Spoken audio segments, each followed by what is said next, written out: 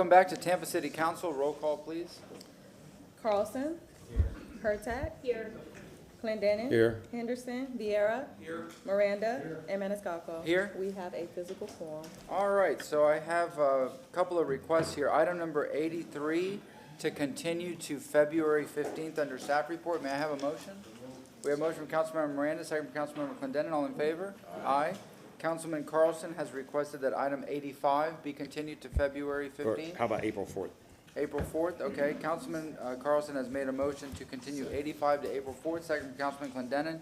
All in favor? Aye. And item number 86, a request to continue this item to February 15th. Motion from Councilmember Clendenin, second from Councilmember Miranda. All in favor? Aye. Okay, may I have a motion to open the, all the public hearings? Motion from Councilmember Miranda, second from Councilmember Clendenin. All in favor? Aye. Any opposed? Okay. Council, I have a request. You set a hearing for number 55 for March the 7th. Okay. I'd like to ask that that be moved to a different date in March later, please. What's the next date, Madam? 28. All right. So moved. Okay, we have a motion to modify item number 55 to not be heard or scheduled for March 7th, 2024 at 10 a.m. Instead, what did you say? March 28th. Instead, March 28th, 2024 at 10 a.m. right here at 315 East Kennedy Boulevard. Thank you very much. We have a motion from Councilmember Miranda, second Councilmember Carlson, second Councilmember Miranda. All in favor? Aye. All right. Okay, item number 57. Good afternoon, Chair and Council. Michelle Van Loan, Real Estate Department.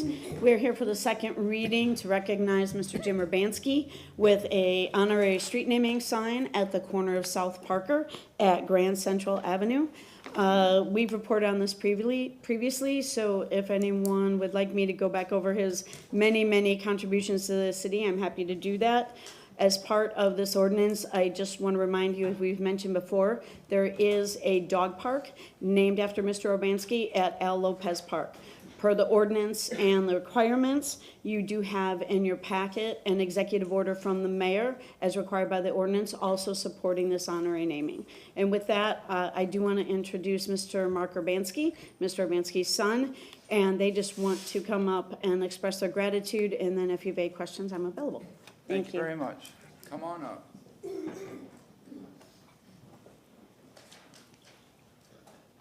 Thank you, City Council. Thank you, Chairman Maniscalco. I brought with me D.C. Gatufas, who all of y'all may know, and my brother-in-law, Stephen Smith, who married my sister in 1980 and was like a son to my dad. He loved him as much as he loves me, or loved me. Maybe more. But anyway, I just wanted to say thank you to all of y'all. And also, this all started with a handwritten letter from Mayor Castor to my mother upon the passing of my father in 2021. And then this whole project, this fine man has handled everything from start to finish and has done a phenomenal job. And I just want, and O.C. Wynn too worked with D.C. prior to coming before City Council. So anyway, I just wanted to say thank you on behalf of the family. And do you want to say anything? After President, thank you all. And then my brother-in-law. Yes, real quickly, I just want to say that Jim was a modest and humble man. He loved the Tribune. He loved this city. And he didn't really, chase after accolades, but we think he's looking down with a big toothy grin, getting a chuckle out of this, and he'd be very proud. So thank you very much.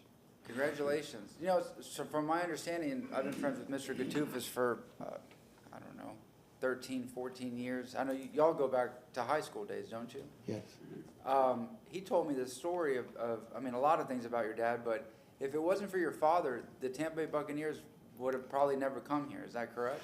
It wasn't a one-man job, but George and Leonard Levy and Walter Baldwin, Dad, Joe Zalupski, and Tom McEwen were kind of the cadre that were meeting with Rizal back in the day when he was NFL commissioner. And when I was 5 years old, when I was 5 years old in like 1970, he would attend all the Super Bowls and pitch the 24 league team owners at the time and Rizal and on an expansion, and then they'd go to New York during the summer at the league headquarters and pitch them again.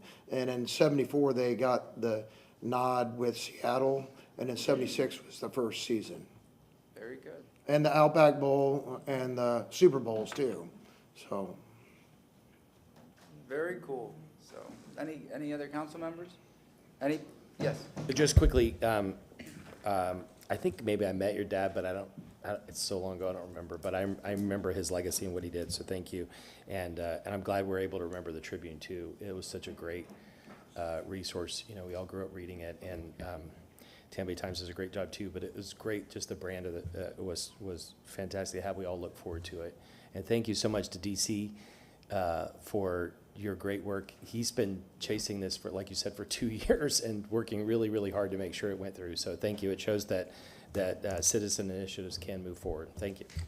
Yes, sir. Yeah, and just what Councilman Carlson said, just so glad that this is going forward, not just for your father, but for the memory of the Tampa Tribune. I grew up reading the Tampa Tribune. I remember Joe Guidry, who's a great guy. Joe Brown used to always read his columns, and just so many people in the Tampa Tribune. I know Councilman Miranda had a very interesting relationship with him. But yeah, so this touches on a lot of different issues and a lot of different chords, and so just and again to DC, our good friend who's such a great guy, a remarkable guy. Just thank you for you and everyone else for pushing this forward. So thank you guys. God bless you. I just want to thank D.C. Gatufas for staying with it and doing what he thinks is right. I've known him for many, many years. Too many. He must. If I say how many, he's going to think he's old. But what I'm saying is thank you for what you've done, D.C. You're a wonderful individual, and your father was a great man. He was very, very astute, very nice, very polite, and he never looked for an argument, but he knew how to handle them. All right. Well, thank you very much. Is there anybody in the public that wishes to speak on item number 57? Move to close. No, we have a motion to close from Councilmember Miranda, second from? Second from Councilmember Carlson. All in favor? Aye. Councilman Vieira, you were up to read 57. Yes,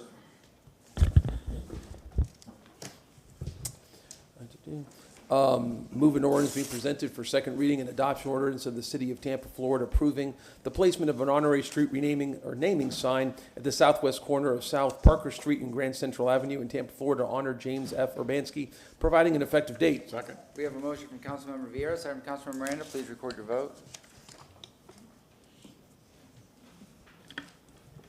Motion carried unanimously with Henderson being absent.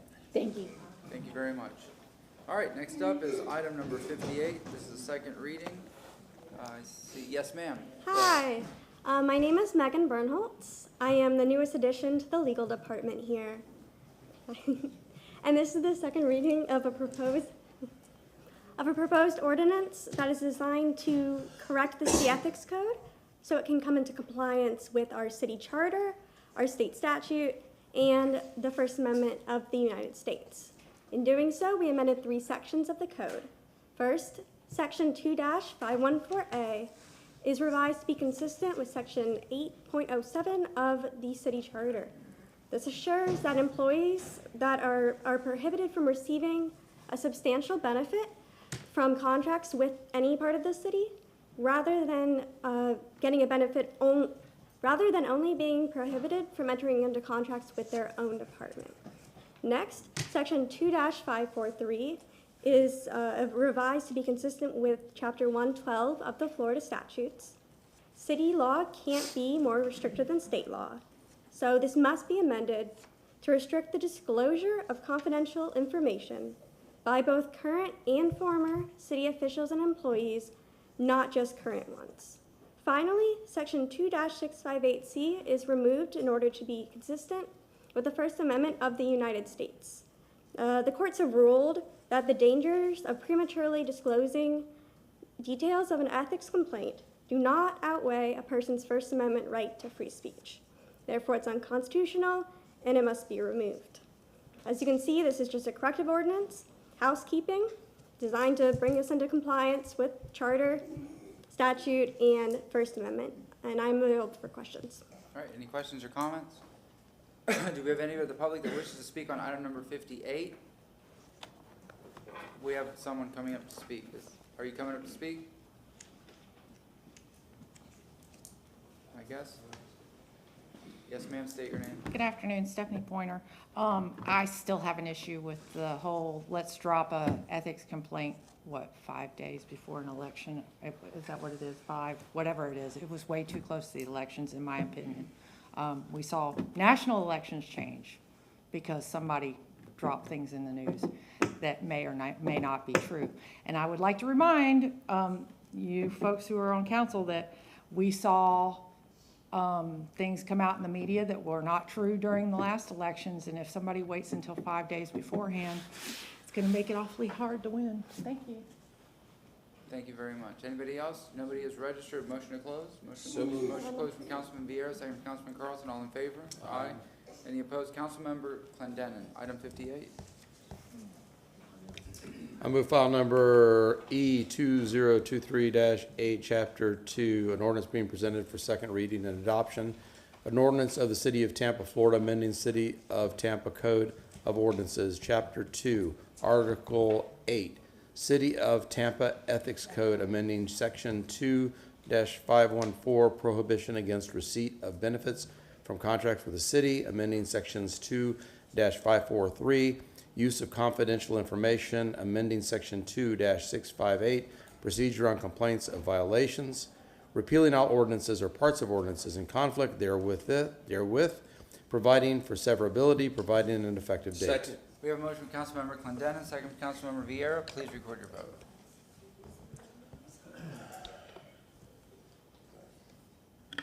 Motion carried unanimously with Henderson being absent. Thank you very much. Item number 59. Yes, sir. Good afternoon, Michael Schmidt, Assistant City Attorney, here for item 59. This is a second reading of a school zone speed camera ordinance creating ordinance 1456. You'll remember on the first read, which was held on December 21st, Vic Beatty, Director of Mobility Department, was here to answer any questions and provide a report. So today we're here for a second read, and I'm happy to answer any questions. Councilman Vieira. Thank you very much, Mr. Chair, and thank you, Mr. Schmidt, for all your work. Question, were you able to meet with Sarah Couture with fees and fines? Or speak on the phone, or? Yes, sir. We spoke for about half an hour yesterday. I answered her questions, and I believe Good. She doesn't have any issues. I didn't hear from her, so that's probably good, right? So Yes, thank sir. you. Yeah, so thank you again to you and Vic and everybody for your hard work on this. And also, again, wanted to give a shout out to Tracy Coster, who represents a lot of the Tampa Bay area in the State House Representatives. Very nice woman and a very good family lawyer who put this forward, allowing local governments to have speed cameras in school zones. And for purposes of background, a lot of people are not crazy about speed cameras. I'm certainly not. I think they're, and I think most people agree, they tend to be by their very nature very intrusive, and a lot of folks don't like that. But this is something that's very, very narrowly tailored. It's very reasonable in terms of its reasonableness. I believe the fines are capped at over no more than $100. It's 30 minutes before and after school, and you do not get a speeding ticket unless if you are over 10 miles over the speed limit, and it is specifically for school zones. So this is something that I think is going to promote public safety here in the city of Tampa. I know Hillsborough County's already gone through it, and it's something that I think has widespread support. And I really, really look forward to seeing this pass. And again, wanted to give a shout out to our Tampa Bay area Representative Tracy Coster. Thank you. All right, thank you very much. Councilmember Carlson, Councilmember Clendenin. Yeah, I said this last time, but for anybody watching for the first time, there was a lot of controversy about red light cameras, about how the contracts are let, who was related to whom, and how they were administered in the appeal process and everything. And some objections around this are that people don't want that same thing to happen again. And so I know this is not your area, but I would just ask anybody involved in purchasing, we've got some new people there, let's please not make the same mistakes again. And if if I see, for the public's sake, if I see somebody abusing this process, I'm gonna make a motion to withdraw it at some point in the future or tailor it. It is a start, and we'll see what it does, but we need to make sure in the short term that we keep our kids and families safe. Thank you. Clendenin, Moran. Yeah, I would say that, Councilman Vera, I don't think that the red light cameras are widespread popular. I think you said about supported. I think people they find them problematic. I think camera enforcement of law is a slippery slope. I voted against this on the first reading. I'm going to vote against it on the second reading. I know I was the lone vote, but I think it's a slippery slope. And I know it's you get your fingernails in a crack on this with private vendors using school zones to tug on folks' heartstrings. But I worry about the expansion of these types of programs. I worry about this. I just don't think it's good for our society to use these type of electronic monitoring and taking people's either their liberty or their treasure via this method. So I am not in support of this. Again, it sounds good. Of course, who wants speeding in school zones? I don't. But we have an ability through traditional law enforcement to enforce these rules. We just have to have the will and the means to do that. We're choosing the easiest route, and I don't think it's good for our city, and I don't think it's good for our society. Councilmember Miranda. Thank you, Mr. Chairman. I believe that I will support this. I think it outweighs the facts of some that might not like it, but you got to look at it result-wise. What does it do? I mean, if you're looking about cameras, you might as well stay home. For satellites, they can tell you the day you leave, what hour you left, where you went, where you came back by your own telephone, by your own cell phone. They can trace every movement you made from the time you woke up to the time you go to sleep. So there's a lot of things that are different in life than when 20 or 30 years ago. And now you have things, especially in school zones, there's a lot of things that have changed in automobiles. Some automobiles you could hear. You're not going to hear all the electric cars when they're all become mostly electric. When you're driving, especially in an electric car, it's very easy to go way over the speed limit because there's no noise. It's just speed. You don't hear any rattles. You don't hear the engine. You don't hear anything. So there's too many distractions today. The distractions from the driver. The cell phone's ringing. This is ringing. You might turn around and innocently hurt someone or kill someone. And that's fine for everybody unless it's one of your family members or one of your own sons and daughters or granddaughters or grandsons. So I'm supporting this in view of the fact that some individuals may not like it, but I understand it's for the benefit of the good. Thank you, Mr. Chairman. Yes. And if I may, and I wanted to clarify for Councilman Clinton, I just wanted to make sure, when I said the speed cameras are popular, I just meant for school zones, not in general. They are very unpopular in general. I do think that this is something that gets widespread support. Speed cameras in general are very unpopular. So just to say, and I also wanted to say, I've been a 6-to-1 or 5-to-1. I've been the one another time, so I always salute the one. So, because I always say there's a lot of issues that are black and white, and then there's issues that are lean towards the black, leans to the white, but with some gray in there. And Councilman Clendenin talks about some of that gray. We interpret that differently, but again, I salute the one. So, but I just wanted to clarify that. Thank you. Is there anybody in the public that wishes to speak on item number 59?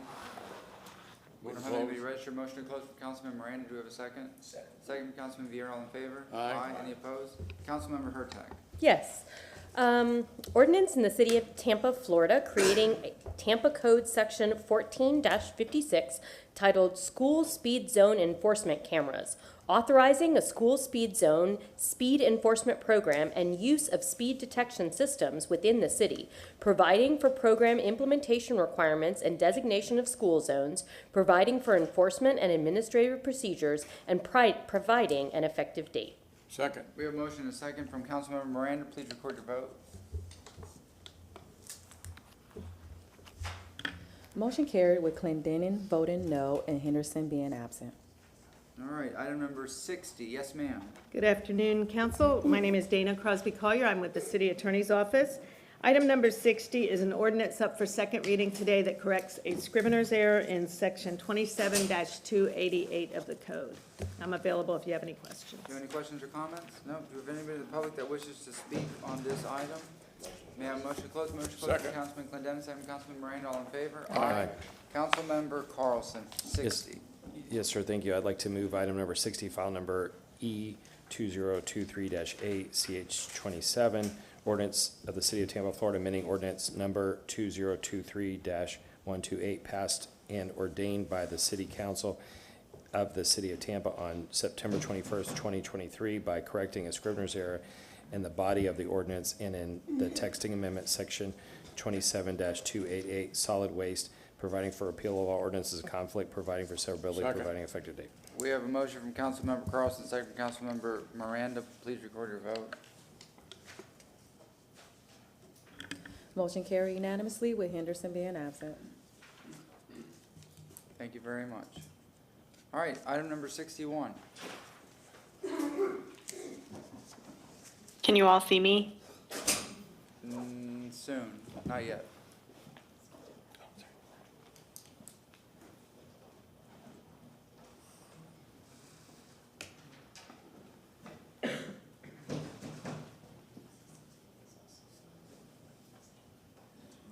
There we go. We can see you. Go ahead. Please state your name.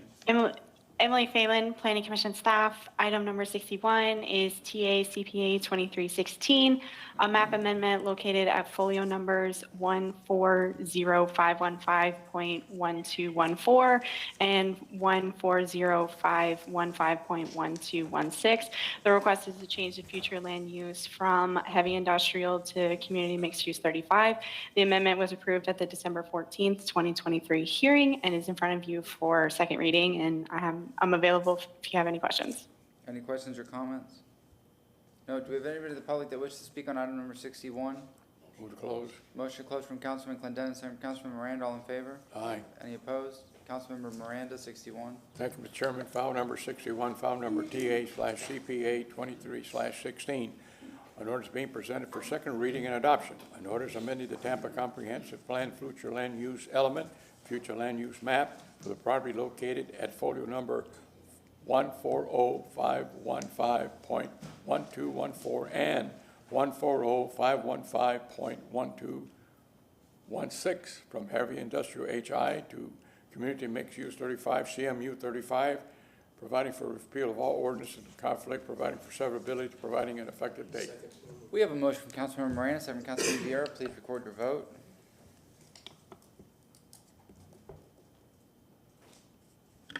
Motion carried unanimously with Henderson being absent. All right, we are going into our quasi-judicial proceedings, so if you are going to speak on any of the remaining public hearings, please stand up, raise your right hand, and we will swear you in. Do you swear or affirm that the testimony that you are about to provide is the truth and nothing but the truth? Thank you.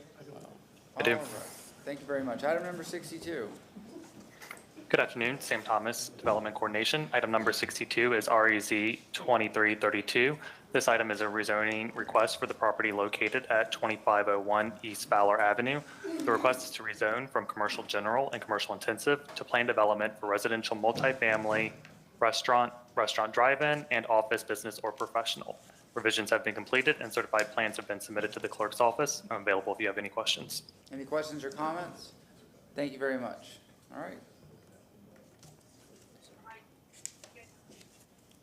Who is here for item 62, or is everybody just online? I see a Michael Hoffman and an Ava Russo. Are they online? I'm sorry? Ava Russo. Okay.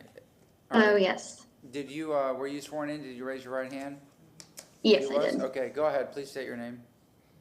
Hi, my name is Ava Russo. I'm an EI working under the charge of PE Michael Hoffman, and I will be representing the applicant as well as Advanced Engineering.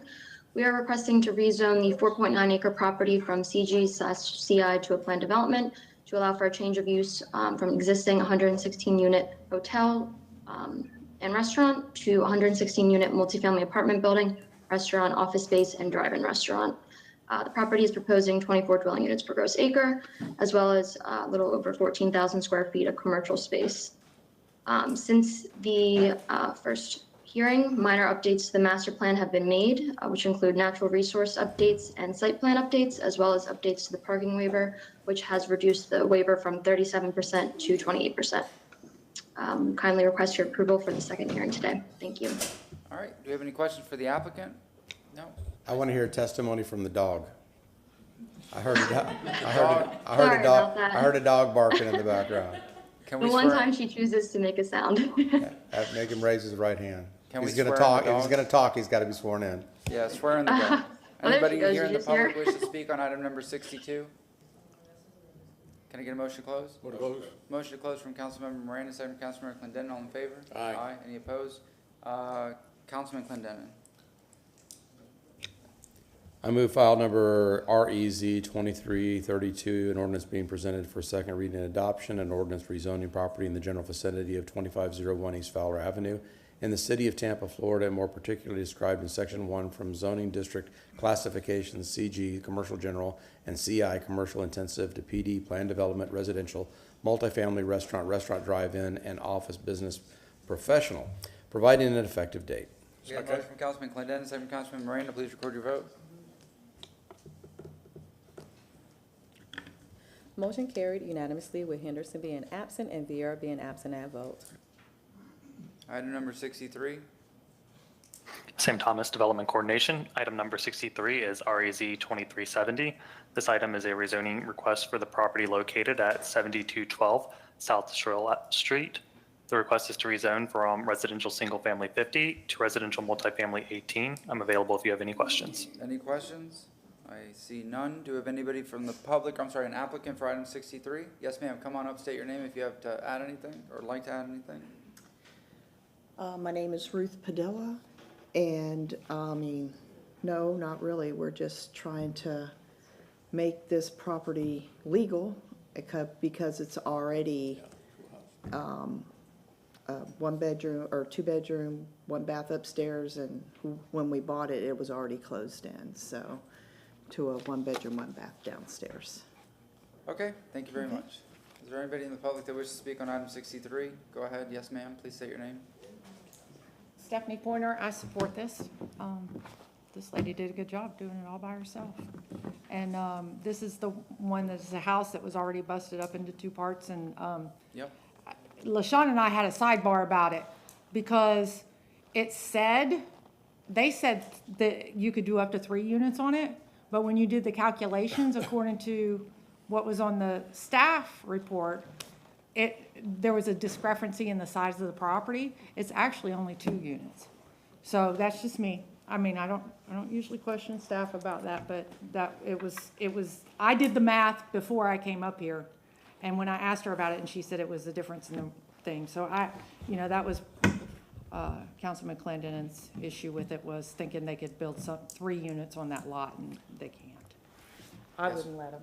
And that would be my question to staff. So if somebody from staff and legal, if they were to tear this house, after this was all done, if this house was to be torn down and they wanted to redevelop this property, what would be their entitlement? Based on the staff report that I'm reading, it looks like the Planning Commission and us concluded that 3 units could be developed on the property. If you are okay with me taking a moment to do a recalculation, I can do that for you. Is it necessary? Does anybody else care? No. I mean, the vote was over. I was the only one that voted against it, but so yeah, I'm not going to belabor the point. But I just wanted my only objection. I understand your situation because you're trying to bring something that's currently in play. I'm just worried about the future and the impact this has on the neighbors and the impact it has on the street. So let's say you were to move away and sell your property, and a developer was to come in and tear it down, and what they could potentially develop and the impact that has on that neighborhood. That was my only concern.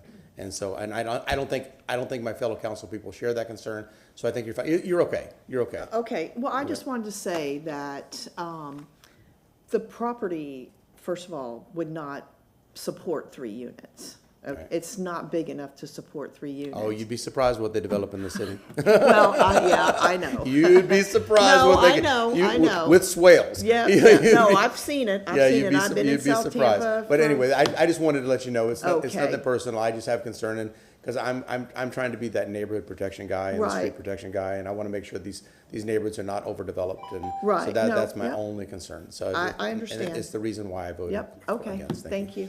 Thank you very much. May I have a motion to close? So moved. Motion from Councilmember Miranda, second from Councilmember Hurtak. All in favor? Aye. Any opposed? Councilmember Hurtak? 63. Yes.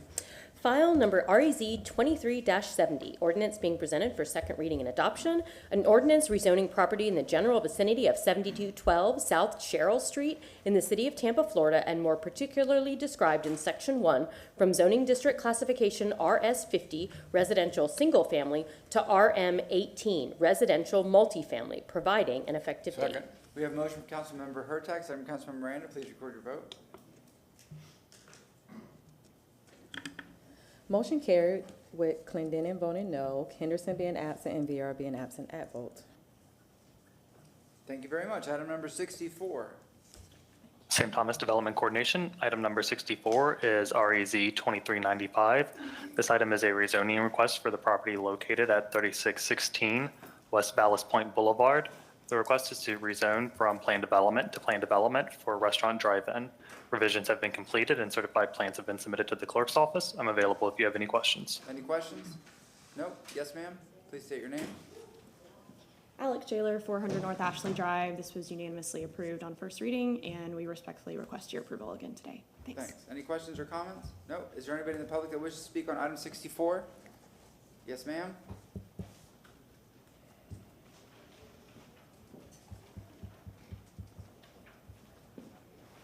No one evacuates from coffee shops. We're excited. Thank you. Name? Oh, Name for the record, yeah. Stephanie Pointer. Thank you. All right. Anybody else? If not, motion to close?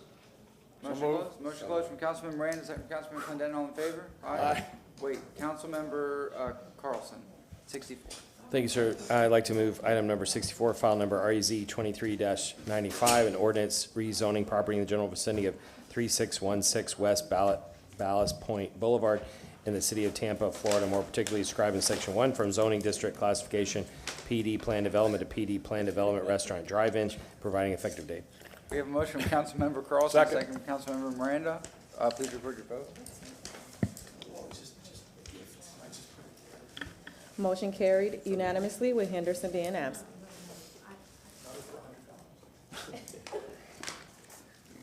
You want to explain this? Oh, that's really weird. I just put it there so that I wouldn't forget it. Wow. It's a Whitman's chocolate sampler. I'm a Hershey's guy, so I can't eat it. Item number 65. St. Thomas Development Coordination. Item number 65 is REZ 2397. This item is a rezoning request for the property located at 2602 and 2616 South MacDill Avenue and 3008 West Barcelona Street. This request is to rezone from plan development to plan development for restaurant and commercial recreational indoor. The revisions have been completed and certified plans have been submitted to the clerk's office. I'm available if you have any questions. Any questions or comments? All right, do you have an applicant for 65? Yes, ma'am, go ahead. Alex Jailer, 400 North Ashley Drive, copy paste from the last one. This was unanimously approved on first reading, and we respectfully request your approval today. Thank you very much. Is there anybody in the public that wishes to speak on 65? We have motion to close from Councilmember Clendenin, second from Councilmember Miranda. All in favor? Aye. Aye. Councilmember Vieira for 65. And then I'll go back to Miranda. Move an ordinance being presented for second reading and adoption, ordinance rezoning property in the general vicinity of 2602 and 2616 South MacDill Avenue and 3008 West Barcelona Street in the city of Tampa, Florida, more particularly described in Section 1 from zoning district classification PD plan development to PD plan development, restaurant and commercial recreational indoor, providing an effective date. Second. We have a motion from Councilman Vieira, second from Councilmember Miranda. Please record your vote. Motion carried unanimously with Henderson being absent. Thank you very much. Item number 66. Sam Thomas, Development Coordination. Item number 66 is REZ 23102. This item is a rezoning request for the property located at 2006 South Habana Avenue, Units A and B. The request is to rezone from residential single-family 50 to residential multifamily 12. I'm available if you have any questions. Any questions for the gentleman? Nope. Do we have anybody here representing 66? I see Justin on, is he online? And was he sworn in? Nope, all right. Sir, if you could raise your right hand, we'll swear you in. And please turn your camera on.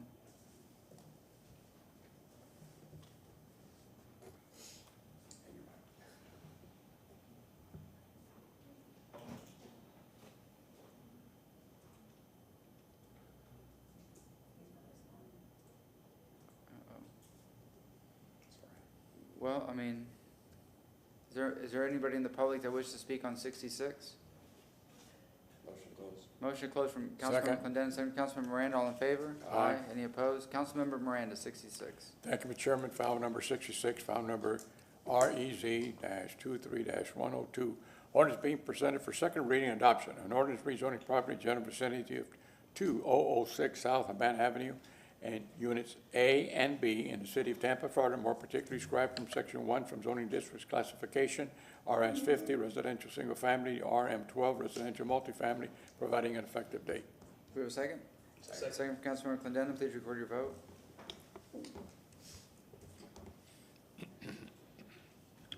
Motion carried unanimously with Henderson being absent. All right, item number 67. St. Thomas Development Coordination. Item number 67 is REZ 23103. This item is a rezoning request for the property located at 2816 East Corrine Street. The request is to rezone from residential multifamily 16 to residential multifamily 24. I'm available if you have any questions. Any questions for the gentleman? No, do we have anybody in the public that is here representing 67? Is there an applicant? Is there anybody that is here to speak for public comment on 67? Motion to close from Councilmember Clendenin, second from Councilmember Miranda. All in favor? Aye. Aye. Any opposed? Councilmember Vieira, back to you. I move item 67, which is an ordinance being presented for first reading, second reading, and adoption ordinance rezoning property in the general vicinity of 2816 East Corrine Street, the city of Tampa, Florida, more particularly described in section 1 from zoning district classification RM 16 residential multifamily to RM 24 residential multifamily, providing an effective date. We have a motion from Councilmember Vieira, second from Councilmember Miranda. Please record your vote.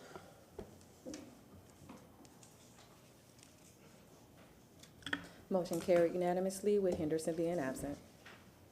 All right, item number 68. St. Thomas Development Coordination. Item number 68 is REZ 23106. This item is a rezoning for the property located at 2810 West Dr. Martin Luther King Jr. Boulevard and 2809 West Virginia Avenue. The request is to rezone from Commercial General, Residential Office 1, and Residential Single Family 50 to Plan Development for Office Medical. Revisions have been completed and certified plans have been submitted to the clerk's office. I'm available if there are any questions. Any questions from council members? Mr. Bricklemeyer? Good afternoon, Council. Clayton Bricklemeyer, Hillward, Henderson. Would just ask for your approval. Available for questions. All right, is there anybody in the public that wishes to speak on item 68? Motion to close from Councilmember Clendenin, second from Councilmember Miranda. All in favor? Aye. Aye. Any opposed? Councilmember Clendenin, would you mind reading 68? I move file number REZ 23106, an ordinance being presented for second reading and adoption. An ordinance rezoning property in the general vicinity of 2810 West Dr. Martin Luther King Jr. Boulevard and 2809 West Virginia Avenue in the city of Tampa, Florida, and more particularly described in section 1 from zoning district classification, CG Commercial General, RZ01 Residential Office, and RZ50 Residential Single Family to PD Plan Development Office Medical, providing an effective date. Second. We have a motion from Councilmember Clendenin, second from Councilmember Miranda. Please record your vote. Motion carried unanimously with Henderson being absent. Thank you very much. Item number 69. Go ahead, sir. St. Thomas Development Coordination. Item number 69 is REZ 23109. This item is a rezoning request for the property located in the general vicinity west of North 46th Street, folio numbers 140515.1213 and 140515.1215. The request is to rezone from heavy industrial to plan development for residential multifamily mid-rise and commercial parking. Revisions have been completed and certified plans have been submitted to the clerk's office. I'm available if there are any questions. Any questions for the gentleman? Do you have anybody here representing 69? I see there's 3 people registered online. I don't know if they are on. Are they on? Oh, ma'am, please state your name. Hi, Jessica Eiserman, 401 East Jackson Street. The people online may be associated with the applicant, and I'm just here. You guys voted unanimously during first reading. We respectfully request the same today. I did notice a discrepancy in the parcel ID numbers, so Sam, we may want to double check that during today's meeting in case we need to fix anything. Yeah. Any questions? I'm going to verify the parcel IDs real quick on the site plan. I was looking at the discrepancy between what was read in the comp plan amendment that was just passed, those parcel ID numbers versus the parcel ID numbers that were just read now. The parcel numbers right now are probably the most up to date. I would assume that the parcel numbers from the comp plan amendment are the old parcel numbers from before when the property appraisers combined these parcels together and then they had to be uncombined. But I'll let the applicant speak to it more. There was a situation halfway through this application process where the property appraiser switched our parcel ID numbers without our consent or knowledge. So we had to go through a whole correction process. And so now I would like a moment to confirm the parcel ID numbers and make sure the comp plan and the rezoning are consistent, because they were different parcel ID numbers than what I just heard. So you want us to come back to you in a little bit? That would be great. All right, so we're gonna hold this item, and we're gonna go to item number 70. We've already opened all public hearings, so we will go back to, let us, just raise your hand when you're ready, and we'll come back to you. But we're gonna continue on with the agenda. Thank you, no problem. Yes, ma'am. Item number 70.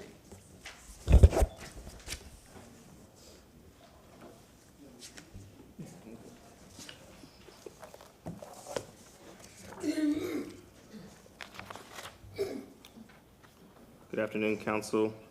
J.C. Hutchison, Chief Building Official, Construction Service Center Manager, here to provide an overview of the proposed Chapter 5 changes. I should have a presentation that was uploaded. It'll be coming up in just a second. Okay. Is it the one with like the 3 or 4 slides? Yes. Yeah.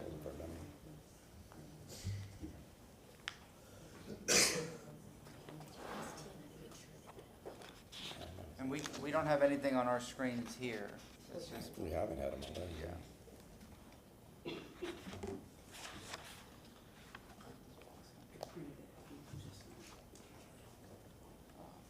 I mean, I can put it on the Elmo if we need to. We got. Yeah, go ahead. Let's do it like that.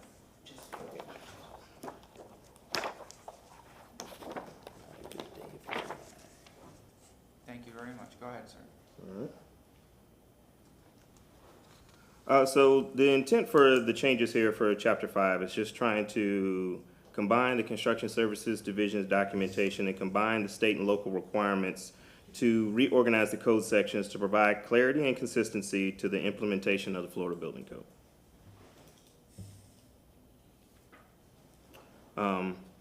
The Florida Building Code regulates all building construction for public and private buildings in the state of Florida through the Florida Building Commission. And then on top of that, our local Chapter 5 provides the local amendments that we need to help manage the code. Construction Services, in collaboration with the legal department, has reorganized Chapter 5 to combine the state and local requirements, providing clarity and consistency. We are currently in the 8th edition that started January 1. So ideally, the Florida Building Code updates every 3 years. Unfortunately, our Chapter 5 has not been wholly revamped since about February of 2009. So therefore, there's been discrepancies because new changes in Chapter 1 have led to discrepancies in our Chapter 5. So that's kind of what the impetus of was, to really reorganize this and make it work. With these sections, these assignments, we also looked at our flood insurance program. We just rearranged it to a different area so it would stay in compliance, and it aligns with the numbering and the sections of the Florida Building Code. Over the last 2 weeks, I've had briefings with Tampa Bay Builders Association. We have 2 advisory groups, our architects, engineers group, as well as our developer and general contractors advisory groups, to discuss this information, and as well as representatives from THAM.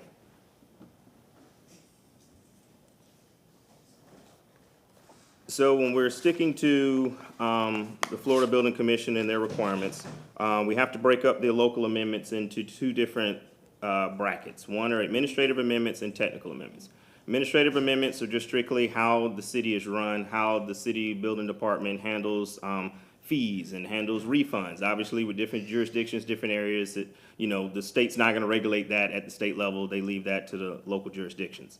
The second section there is just our one-stop shop. Not only do we review for building, but also on the private site. So any tree, landscaping, buffer, and stormwater, all of those things, we're trying to make sure we're keeping all of that in one place that is concise for people to be able to get the information. And for the last part of administrative, it's just maintaining compliance with the current Florida statutes. As we have the condo recertification bill, milestone certifications, all of those things coming through, the legislative cycle doesn't always line up from when the printing for the book happens. So ideally, things that are changing and need to be updated, we're just trying to make sure we're as up to date as we can. The other section is technical amendments. Those are things that are intentionally more stringent than the Florida Building Code. Our biggest one that we hang our hat on is our flood ordinance and our community rating system. Right now, we're at a level 5, which provides a 25% discount for flood insurance for citizens in the city of Tampa. So we obviously want to keep that. We're just rearranging it to make sure all the sections line up correctly. And then just real quickly, before I go into Q&A, I'd like to thank my staff, because it wasn't just me that put all this together for over the last 9 to 12 months. Dave Jennings, Troy Chavez, Claudia Ewing, and also Kamaria Pettis-Malco from the City Attorney's Office has definitely taken all my screenshots, text messages, calls, emails to try to put all this together to make it work. So I'm here for any questions. What about Abby Feely? Abby as well. Abby definitely is my wordsmith. She makes sure all my words are correct, All right. my sentence structure is right. So definitely I appreciate Abby as well. Councilmember Hurtak. Thank you. First of all, whoever has that cell phone, please fix it.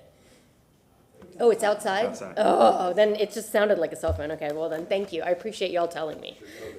I know, I just have, anyway. I just wanted to say thank you because I know this was a heavy lift. When we haven't updated something in 14 years to what the state has done, that's a long time. That's probably 4 iterations plus. So I know a lot of that was the hard work, so thank you very much for that. And I appreciate you again reaching out to the different groups because that's very critical. All right, Councilmember Carlson. Yeah, I asked you this question in the briefing and said I would ask you here to make sure. Can you just confirm for us and the public that this is all adhering to state law and nothing in addition to that? When we got the briefing on Live Local, it included things in addition to recommendations, in addition to just copy and pasting state law. So I just want to make sure for the public's sake there's nothing else in here. That's correct. For the condo recertification, it is a copy and paste. It is exactly the most recent. It just didn't match our current chapter 1. If you looked up that section right now, we had issues with shorelines and other definitions that hadn't been defined, and so that had been taken out. So it is strictly a copy and paste of the statute. Thank you. Anybody else? If not, public comment. Do we have public comment on item number 70? Yes, sir. Please state your name. Steve Michelini, I'm here on behalf of the Tampa Bay Builders Association as the chairman of the Governmental Affairs Committee. And we meet regularly with JC and his staff regarding these changes. And I can tell you that this was a Herculean task to try to draw all of the different codes and the restrictions regarding how you process building permits and to put them all into one location. Of particular concern, and JC mentioned it, was that the FEMA code was adopted after the original building codes in the city of Tampa. And those create some unique circumstances which we're having to follow. And I know that City Council has listened to some of these regarding elevating buildings and how does that affect the zoning and the setbacks and the heights and things like that. So they've done a great job, and TBBA is endorsing this change, and I'd like to thank you for your consideration. Anybody else? Can I get a motion to close? So move. Motion from Councilmember. Hold on. Are you going to come up and speak, ma'am, or no? Okay. Motion to close from Councilmember Miranda, second from Councilmember Clendenin. All in favor? Aye. You look very comfy back there. All right. Councilmember Hurtak, I believe it's you. Oh, okay. Item 70. Great, no problem. File number E 2023-8, Chapter 5. Ordinance being presented for first reading consideration, an ordinance of the City of Tampa, Florida, deleting in its entirety the City of Tampa Code of Ordinances, Chapter 5, Building Code, adopting local administrative and technical amendments to the Florida Building Code, reorganizing the entire City of Tampa Code of Ordinances, Chapter 5, Building Code, to align with the Florida Building Code, providing for severability, providing an effective date. We have a motion from Councilmember Hurtak. Do we have a second? Second. Second from Councilmember Clendenin. All in favor? Aye. Aye. It's a first reading. Second reading and adoption will be held on February 1st, 2024 at 9:30 a.m. All right, next up is item number 71. I'll be right back. Cross Sands Development Coordination. Thank you, sir. File number VAC 23-23. This proposed vacating. The applicant's name is Claire Pillarelli. Property address is 807 West Fribley Street. Proposed vacating is to vacate the alley lying north of Fribley Street, south of Peninsular Street, east of Poplar Avenue, and west of Myrtle Avenue. Background, this application was filed 6/29/23. The applicant owns property on the south side of the alley that is requested to be vacated. The applicant's reason for the application is unmaintained alley and to reduce city burden or maintenance. The alley was created by subdivision plat, and existing alley is approximately 6,000 square feet. Here's an aerial view, property in red, and the alley requested to be vacated in yellow.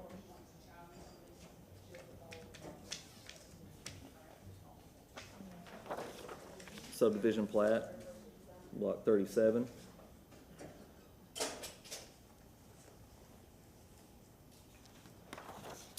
The City of Tampa Atlas sheet showing any related or other previously vacated alleys in the area.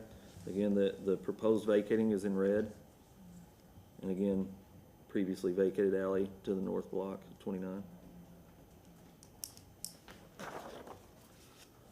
The applicant's property.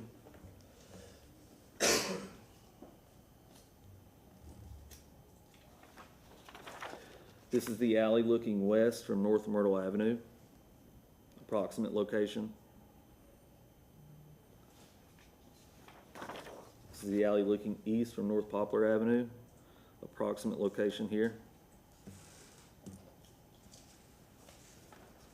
Staff had no objections to this vacating request. Easement reservations are required by Spectrum, TECO, and wastewater. Special conditions include natural resources and must comply with Chapter 27 regarding tree preservation and site design for any improvements placed adjacent to trees in a vacated area. I'm available if you have any questions. Any questions? How wide is the alley? 10 feet. Okay, very good. Is there anybody from the applicant that wishes to speak?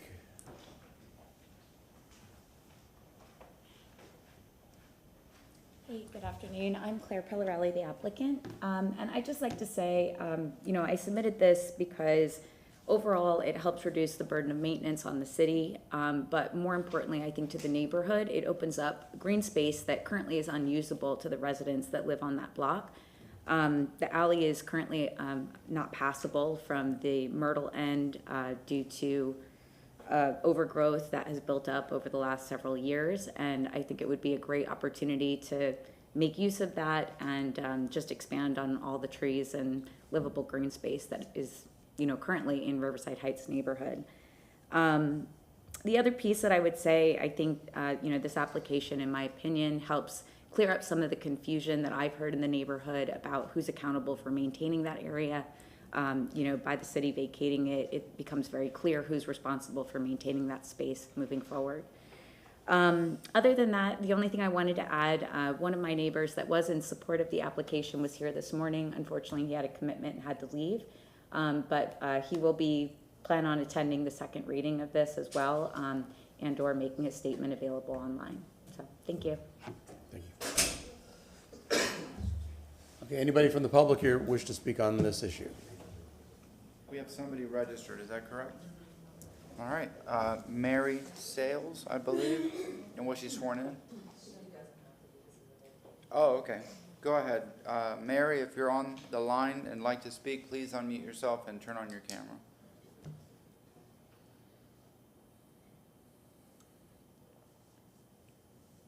Yes, Okay, can you hear me? Yes, ma'am, go ahead. Hi, my name is Mary Salas, and I live at 813 West Fribley Street, which is one of the properties on this alley that's proposed for vacating, and I am opposing it for several reasons. I sent an email to City Council yesterday morning explaining all of those reasons. I sent it to all of you, so I don't know if you've all had a chance to read it. She should testify to it. just for the purposes, if it went in yesterday, and I don't know whether it was available for uploading, so maybe she wanted to testify. It was? Okay, well, I was basically just outlining in that email my reasons for opposing it, and I can elaborate that here now, if you don't mind. Go ahead. One of my reasons is I have a gate in my rear fence, and I access and use the alley. For one, there is a large oak tree that sits on the border of the property line of the alley behind me and the property behind me. And because that tree also grows over into my area, I have to maintain it. And because the alley is clear from my property west all the way to Poplar, because I and the neighbors on the other side, we all maintain it and keep it clear, I've been able to use that alley for the tree trimmers to come in, do their work, and leave, and take their limbs out that way as well without having to go over anybody else's properties. The other reason I like to have that alley open is there are times that I exit and return through that rear gate walking my dog, okay? There are times that after a hard rain, there's a lot of water, standing water in the front of my house, and instead of jumping through puddles, I go out that way and come back that way. So if that alley is vacated, then I'm going to lose the ability to use that as a way in and out. It's not my only way in and out, but I like having that as a secondary option, as well as for when I need to have those tree trimmers come in. Even though that doesn't happen all the time, it's every few years I have to do that. The other reason I'm opposing this is because wastewater is requiring an easement across the entire width and length of the alley. So based on that, even if that land becomes part of my property, it's unusable to me. And I really do not want to add that piece of land to my property and have that become part of my taxable property. My other reason for opposing this is once that alley's vacated, that increases the size of every single property on that block, both on Peninsular and on the Fribley side. By doing that, you're increasing building density and you're decreasing the rear setbacks, because once those property lines move 5 feet more to the rear, that means people can build further to the rear as long as they can use the area. So, and that would not affect the easement. The easement would still be there. But right now, I really don't want to see anything built on any of these properties any larger than what they currently can. And I don't want to see anything built any closer to the rear of the properties than what they currently can. I know that might be great news for a builder or a developer to be able to squeeze out every square inch of the properties. I really don't want to see it. I've lived in this neighborhood for 20 years, and I'd like to see it remain as close to as is as possible and still be able to use that alley as I need to. Thank you very much. I would say I've spoken to neighbors on each side of me. Your time is up, ma'am. Okay, all right. Well, Thank that you pretty much covers it. Yes, ma'am. Thank you very much. Anybody else? And that was the only public comment. Are there any questions or comments from city council members? Is there a motion to close? Oh, I'm sorry. Yes. Do you have a rebuttal to the applicant? Is there anything else you'd like to add? You know, I think. No, come up to the lectern and say your name again. Yeah, my name is Claire Pillarelli. I am the applicant. You know, Mary and I did speak. She received the letter that I sent out, and you know, I have a lot of respect for the people that have lived in that neighborhood for a long time. And you know, I do believe that this will enhance the neighborhood, not hurt the neighborhood. You know, my understanding is that by vacating the alley, the alley still remains an easement, and because it's an easement, you can't build a permanent structure there. So, you know, I think that some of those concerns may not be impacted by it, but obviously we will leave that up to the experts here to help us validate. But yep, that's, you know, I think that's all I have for today, but certainly can give it thought and send, I don't know if there's any other opportunities to come back during the second reading or what the process is. Okay.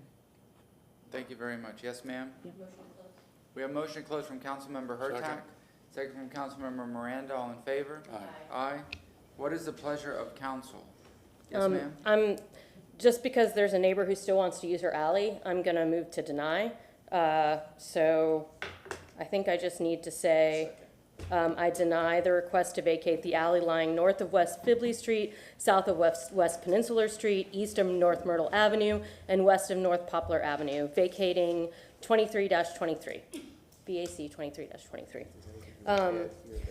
Based on reports and evidence presented at the public hearing that there are current, that it will cut off an abutting owner's access to their property, and that it won't serve the general public's interest. We have a second from Councilmember Carlson, discussion from Councilmember Clendenin. Yeah, I'm going to support the motion to deny and just for folks that come before for requesting to vacate alleys in the future. I'm generally not in support of vacating alleys. I think the alleys are critical infrastructure for the city of Tampa. I think that they do provide, as we heard from testimony from the neighbor, they provide access to property and multi-uses. You know, only time I could see vacating alleys if they are completely unusable, if they've been previously vacated by, you know, I'll withhold judgment of why they were vacated in the past, partial vacations, that we end up just, you know, rectifying past mistakes. I understand that. But in general, I'm not in support of vacating alleys, and so I'm going to support the motion to deny. All right, anybody else? Councilmember Miranda? I'm not going to support it because I believe that at times the alleys are used for other things other than pleasure. And I understand the setback requirements, but you're going to have a building or whatever, a shed or whatever, 3 or 5 feet from the property line, you're still going to have it 3 or 5 feet if it's vacated. So I don't 10 foot wide is not wide enough for any vehicle to go through other than a smaller one. And that's why I think that the vacating of the alley is not feasible to use for anything else other than close and let the neighbors divide it and enjoy the life. We have a motion from Councilmember Hurtak, second from Councilmember Carlson. Let's have a roll call vote. This is a motion to deny. Miranda? No. Vieira? Yes. Carlson? Yes. Hurtak? Yes. Clendenin? Yes. Henderson is absent. Maniscalco? Yes. Motion carried with Miranda voting no and Henderson being absent. Thank you very much. Item number 72. Ross Samuels, Development Coordination, presenting file number BAC 23-25. This is a proposed vacating request generally located at 504 East Giddens Avenue. The applicant is Marvin Hunt as trustee of Giddens Avenue Trust. The representative's name is Thomas Miller. This is a proposed vacating request to vacate the east and west portion of the alley lying north of Giddens Avenue, south of Hillsborough Avenue, east of Central Avenue, and west of Interstate 275. Yes. Before we go any further, I just wanted to say that this is in Old Seminole Heights, and I reside in this neighborhood, and my husband, Timothy Burke, acts as president of Old Seminole Heights and has sent a letter about this vacating request as president to all of us. And so I just wanted to go through with Mr. Shelby to talk about why I will remain voting on this. Okay, go ahead, sir. If I can inquire. Yes. With regard to this particular item in front of you, you have no financial interest in the matter, do you? No, I do not. And with regard to your spouse, does your spouse have any financial interest in No. regard to this matter? And do either of you have a property interest along this alley? No, we do not. Okay, and that being said, can you be fair and impartial and judge this on the evidence heard at the hearing? Yes, I can. Okay. With all that being said, then, it is my professional opinion that it is appropriate that you participate and vote. Thank you. Go ahead, sir. Ross Samuels, Development Coordination. This application, the VAC 23-25, was filed on 7/20/23. And the applicant owns on the property on the south side of the alley is requested to be vacated. The applicant's reason of the application is to build a mother-in-law suite and create green space for gardening and reduce the city burden of maintenance. This alley was created by subdivision plat, and the existing alley is approximately 2,300 square feet. This is an aerial view of the proposed vacating request in yellow. Only the east and west portion in the block that remains. Applicant's property in red, 275 here.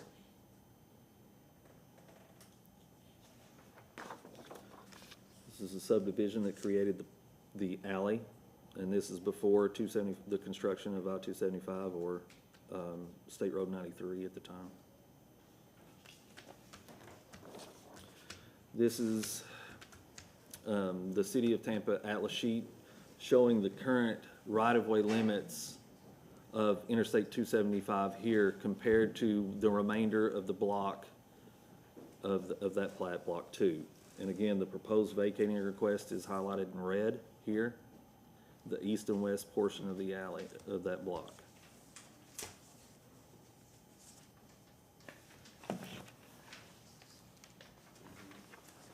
This is the applicant's property here. And again, the north and south portion of the alley is here. And that remains open, right? Correct. And you're on Giddens at this Correct. point? Okay, looking south. Looking north. Looking north, okay, Mhm. okay. This is the east and west. This is looking west from 275, from that ramp at 275. This is the approximate location of the alley. Again, I gathered some more aerial views for you to see, and this is looking east towards 275. This is the approximate location of the proposed vacating request of the east and west portion. This is the north and south portion here. And those are approximate locations again. Another aerial view, this is looking west. This is above 275 looking west. This is the approximate location of the east and west alley that's remaining. And again, the north and south portion is here.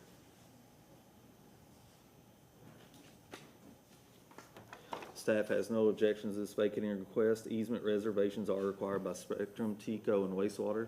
Special conditions include natural resources and must comply with Chapter 27 regarding tree preservation and site design and improvements placed adjacent to trees in any vacated area.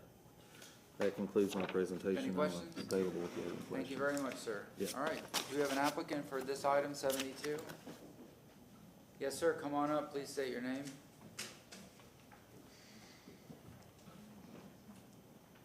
Good afternoon, Thomas Miller on behalf of the applicant Marvin Hunt. We did speak to some of the neighbors because we did fill some calls when we sent out, we mailed out the paperwork. And I think a lot of people got confused. What they was thinking it was that north-south entrance, which is, we're not touching it. It's just the one that's, that alley that's directly behind the three houses that you seen, and it goes into a dead end. It's currently about 5 foot high, have the same issue. No one knows who's responsible for it, the city or the residents themselves, and it's not being used. And the applicant just wanted green space, just gardening. That's pretty much it. And I did speak with the business behind, and they were fine with it as long as they had that access from north and south. All right, any questions? Yes, ma'am? Yes, we received quite a few emails opposing it, including from the auto body shop or the auto shop. Right, yeah, it's an auto body, it's an auto shop, like a mechanic shop. When I spoke with them differently, but Yeah. if someone's here to speak on their behalf of. Yeah. Okay. Yes, sir. Ron Wigington, Legal Department. I did speak with Jason Marlowe and the representative for Richards Quality Auto Service, and they were under the impression that the north-south alleyway was the one that's being vacated. And when I explained to them that it was only the east-west, they didn't have any objection and they left. Okay, thank you. That Thank you. was the clarification. All right, thank you very much. Is there anybody in the public that wishes to speak on this item 72? No, I have some registered speakers. I have Jason Marlowe and no Robert Blakely. Okay, so there's nobody, all right, because I know we got a lot of correspondence. Yeah, so. I have one more question. Yes. Do we, staff, do we have, Mr. Sammons, do we have a photo from that north-south alley to look at the alley? Because you showed us the northern, which made us think that it was the northern part. But if you said it's the eastern, we saw the western side, but we didn't see the eastern side. Do you have a photo of that? I do not, no. Is that, can you describe it to us at all? Yeah, the aerial. The aerial, but the aerial doesn't, I mean, is it completely overgrown? Like, what's It is, the? and let's see, this is looking east. Mhm. So the approximate location is here behind this building, and the fence line, and again, you can't go by fence lines for property corners or property lines. So this is, again, approximate location of where that alley is at. Without a survey, I wouldn't be able to speak to that. And in this general area here, which is the reason I wanted to bring this image so you could see that. I mean, the fence could be in it, the portion of this, the awning could be in the alley. Again, I wouldn't know that, but it's clearly not, it's 16 feet by plat. Okay. So currently, there's the people who use the alley are Richards and the applicant and then the next door neighbor, correct? Correct. Those are the only applicant people who have access to that alley. Yes, and they use the north and south portions. No, I'm talking about the east-west portions. I'm not talking about the north-south portion. It's unusable. It's unusable? Yes. Okay. Mhm. And do we have anything from the next door neighbor? No. Okay. The applicant may be able to speak to that, Okay. but I don't, no. We didn't receive any. Come on up. Okay, yeah, you have to speak. Yeah, we into- haven't received any thing from the next door neighbor, but it's definitely unusable. No one's using that in and out. And the homeowner needs that access to north and south, as anybody's worried about the north and south, even to get back into that property as well. So Okay. that don't want to be touched or anything. It's just that small portion. Okay, that's thank you. behind the property. Sir? Well, after we close, like I said, I have to comment about it, so. Okay. Anything else, sir? Motion to close? So moved. We have a Second. motion to close from Councilmember Miranda, second from Councilmember Clendenin. All in favor? Aye. Aye.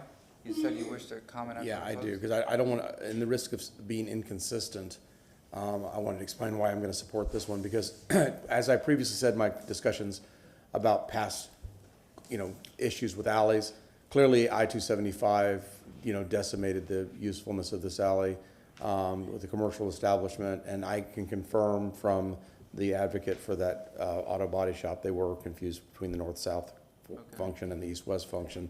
And so I did get that confirmation. So, minimal impact.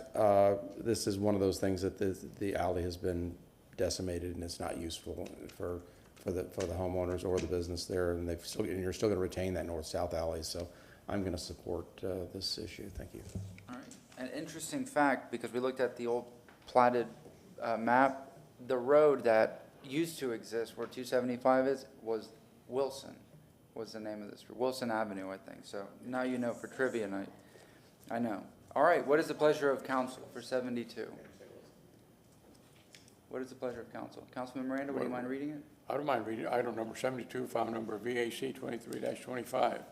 An ordinance being presented for first reading consideration, an ordinance in the city of Tampa, Florida, vacating, closing, discontinuing, abandoning the east-west portion of the alleyway located at north of Giddens Avenue, south of Hillsborough Avenue, east of Central Avenue, and west of Interstate 275 within the plat of East Seminole Heights subdivision in the city of Tampa, Florida, more particularly described in section 2 thereof, subject to certain covenants, conditions, restrictions, as more particularly set herein, providing for enforcement and penalty for violation, providing for definition, interpretation, repealing all conflicts, providing for severability, providing an effective date.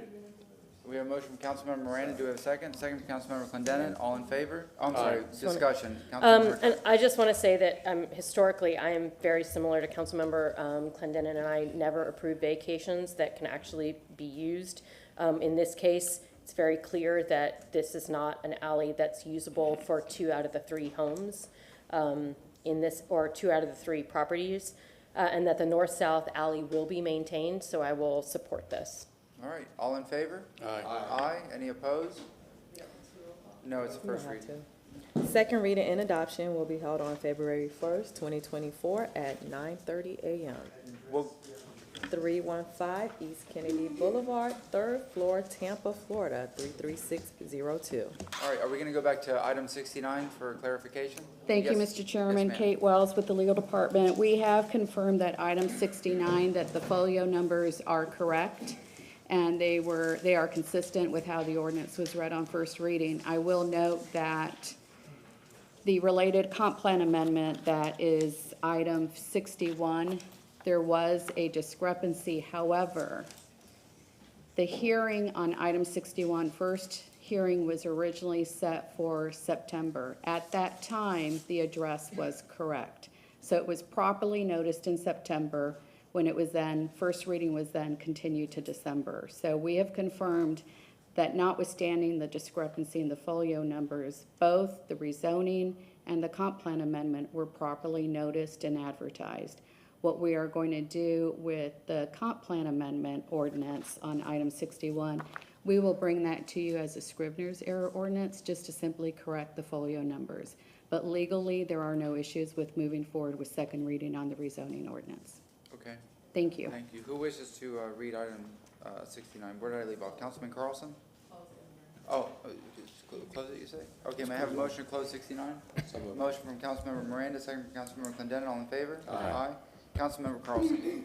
Yes, I'd like to move item number 69, file number REZ 23-109, ordinance being presented for second reading and adoption, ordinance rezoning property in general vicinity of west of North 46th Street, folio numbers 140515-1213 and 140515-1215 in the city of Tampa, Florida, more particularly described in section 1 from zoning district classification IH industrial heavy to PD plan development residential multifamily mid-rise and commercial parking, providing an effective date. Second. We have a motion from Councilmember Carlson, second from Councilmember Miranda. Please record your vote.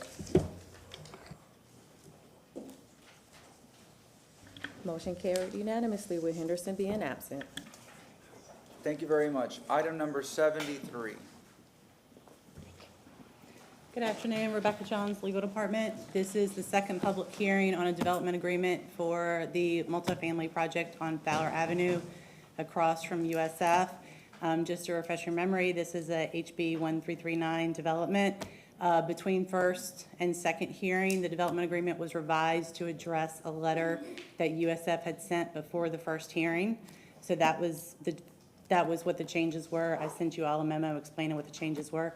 The developer is here, and I believe also a representative from USF is here, if you have comments. And I'm here if you have any questions. Thank you very much. Hello, please state your name. Good afternoon, Council. My name is Jim Schimberg. As of this week, I'm with the Shubin Law Group at 615 Channelside Drive. Thank you. As Rebecca mentioned, we did make some changes to the site plan at Council's request, and we have had some continued dialogue with USF, and I know Assistant Dean Taryn Sabi is here and wants to make some comments, and we just want to say that we're very supportive of what they're saying, and what we'd like to do is hopefully incorporate that into the record. But I'll let her go ahead and speak. Thank you very much. Yes, ma'am. Please come up, state your name.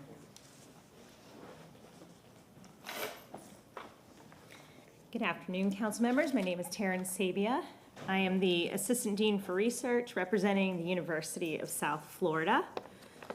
The university has reviewed the site plan for the University Park multifamily project, and in review of that site plan, we're happy to see the proposed density, intensity, and scale of the residential buildings. The intended user of this development is the USF community, and therefore safety concerns are paramount to the site design for the university. This development will set a precedent for future design on Fowler Avenue. The site is located directly across from USF's main entrance to campus and west to the entrance in front of the USF Research Park. The building placement, the site design will both frame the entrances at the arrival for students, faculty, researchers, visitors, and donors. The development team has already incorporated some of USF's requests regarding the site design, and the university would like to offer comments in the spirit of continued collaboration and commitment to safety for its community. So there's 3 key components that we would like to see improved on the site plan. The first is connectivity, walkability, and transit connections.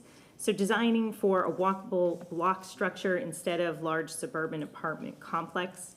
Provide a comfortable and clear pedestrian experience along Fowler and McKinley and between the existing crosswalks to ensure safety of pedestrians moving back and forth between USF and the University Park apartments. Additional bicycle and micromobility infrastructure and access is needed. Fowler and McKinley is a significant corner, and the design should respond to that corner condition. The full edge of parking that lines McKinley does not currently support adequately the accessibility needed for the existing bus stop location. And we hope that the plan and development agreement will notate access for future transit mobility connections at the south edge of the site. The second, street edge and buffering. We'd like to see trees retained, providing regulating tree line at the sidewalks to support safety, comfort, scale, and a sustained tree canopy. The drainage easement, as shown between the sidewalks, does not support connectivity and it lacks landscaping. Pedestrian scaled lighting at the perimeter must be a priority, and water management and streetscape infrastructure should be integrated as amenities into the site design.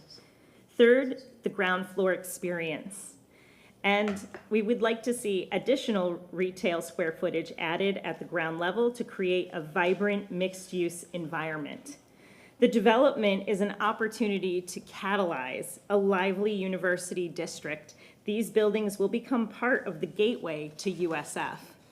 So while developing on Fowler has significant and complex challenges, all efforts must be made to activate a safe and inviting street frontage, and we hope that the improvements will be memorialized in the development agreement. Thank you. That sounds like a lot of changes. Yeah, exactly. Yes, sir? Okay, so this is second reading. There was an awful lot of requests and the USF's, it appears to me this would have to be continued for this to be able to be, these requests to be incorporated into this development agreement. Your thoughts, Mr. Schimper? Sure, absolutely. Thank you, Councilmember. We've been in dialogue with USF for the last several weeks, since the last hearing, and first of all, I'd like to apologize because maybe I was a little bit too hasty because we were trying to get ready to lunch the last time and we kind of rushed through it a little bit. So, but it was the letter that they had sent in. So we want to continue to work with them. For example, on a lot of these things we think can be done during the design of the project and the additional stuff that we have to go through in order to, like the bus stop, the retail. I mean, we've noticed this as it was 6,000 to 12,000. Our client is going to do everything he can to try to make 12,000 work. He's moved some of the other things that were going to be on the first floor away from that site so he can have maximum retail, but we're really conscious about not trying to create something that we weren't proposing. And I know we've had discussions with USF about additional retail, and we're very committed to getting up to 12,000, but we really don't want to try to have a requirement to go beyond that. And I know we also noticed it for 12,000, so we're really not anxious to continue this. We really would like to continue to work with them. I'd like to incorporate maybe that into your approval and without having to go back. And again, Elvis Ramon, my client, is here. He's happy to address each of these issues. I don't think we have that opportunity. I think the last bite of this apple is the second reading, and I think, so to have these development agreements, this is an exciting development. It is a very important piece of property, and I think it does not only for USF, but also the urban planning of the city of Tampa and the development of Fowler Avenue, as the USF representative discussed. We're looking at these transportation corridors and building this intensity and building these developments so they really fit in this model of what the city of Tampa is going to look like for the next generation or two. I mean, from what I heard, there was an awful lot of really, productive information, and we can't really get into negotiating a project from this point, from the dais to the speaker's podium out there. And I totally understand that. And again, USF, obviously, they have a School of Architecture and Urban Design, and they have. Use them. They have tremendous ideas, and we want to work with them. And, you know, what Elvis's point is that obviously he knows that USF is going to provide the majority of his residents, whether it's students, faculty, staff. The plan is to work very closely with them. This process is really just starting. You know, for example, when they talk about breaking up the buildings, I mean, that's something we're not going to be able to negotiate and come back here in 2 weeks and say, okay, fine, we've decided to break it up into a more walkable block. That's not what we're asking for. But all the other things they've said, we think we can incorporate, like when they reference a drainage easement, that's an existing drainage easement that we hope to relocate, and it will have landscaping, it will have pedestrian friendly issues. We added to the site plan the fact that we're going to make the pedestrian walkways as activated as possible in order to try to encourage the pedestrian safety issues that USF has raised. We're 100% supportive of those. Obviously, we want it to be a safe environment. We want to encourage the, people to be able to get to campus safely. The bus stop, the USF bus does stop there. We'll work with them on as many stops as they want, but I don't think that's something that has to be incorporated into the development agreement. We're just starting a process with the city. We've got additional hearings coming up, not on this, but this is like stage one, and I'm just not sure if you continue it and send us back to work with them that we're going to be able to come back with, with significant changes that we can't incorporate otherwise. But I mean, I'm happy to have Elvis come up and just speak to you a minute, because he's the client, and I don't want to speak for him in terms of what he's willing to do or not do. Right. My name is Elvis Ramon. Wait, Councilmember Hurtak. Can I ask staff a question first before we go down this road? Sure. Ms. Johns, this is not a PD, correct? Correct. So today, what they say they're going to do, like, this is not in stone. So what is the difference? It is, but that's what agreement. I'm asking. So It's a development agreement. So the development agreement, yeah, could you explain then the difference here and what actually could be changed? Anything that gets, so what they're committing to do should be in the development agreement. If they make changes to the site plan or any other obligations that they've agreed to within the development agreement down the road, then they would need to come back and amend the development agreement, which would encompass another one of these hearings, or 2 hearings. Okay, so basically this sort of is a PD in a way. What's the last bite? I don't want to say that. It's the last bite of the apple for us on the development agreement. However, what typically goes into a PD site plan is what's incorporated here, but the mechanism is an actual development agreement and not a rezoning. This is something that, with this development agreement, if they stop using the property for this use, then this goes away. Yeah. Okay, thank you. But this is what we get. Yeah. Councilman Carlson. I just want to ask Ms. Sabia, sorry to put you on the spot. Is USF officially asking for a continuance, or does USF feel that you can negotiate most or all of these things to your satisfaction with the developer if this gets approved today? USF is not asking for a continuance, but we would like continued collaboration with the developer. Thank you. And one last thing, Council, we are 100% going to continue to cooperate with them through the process. And if in that cooperation, it requires us to come back and amend something, we will absolutely do it.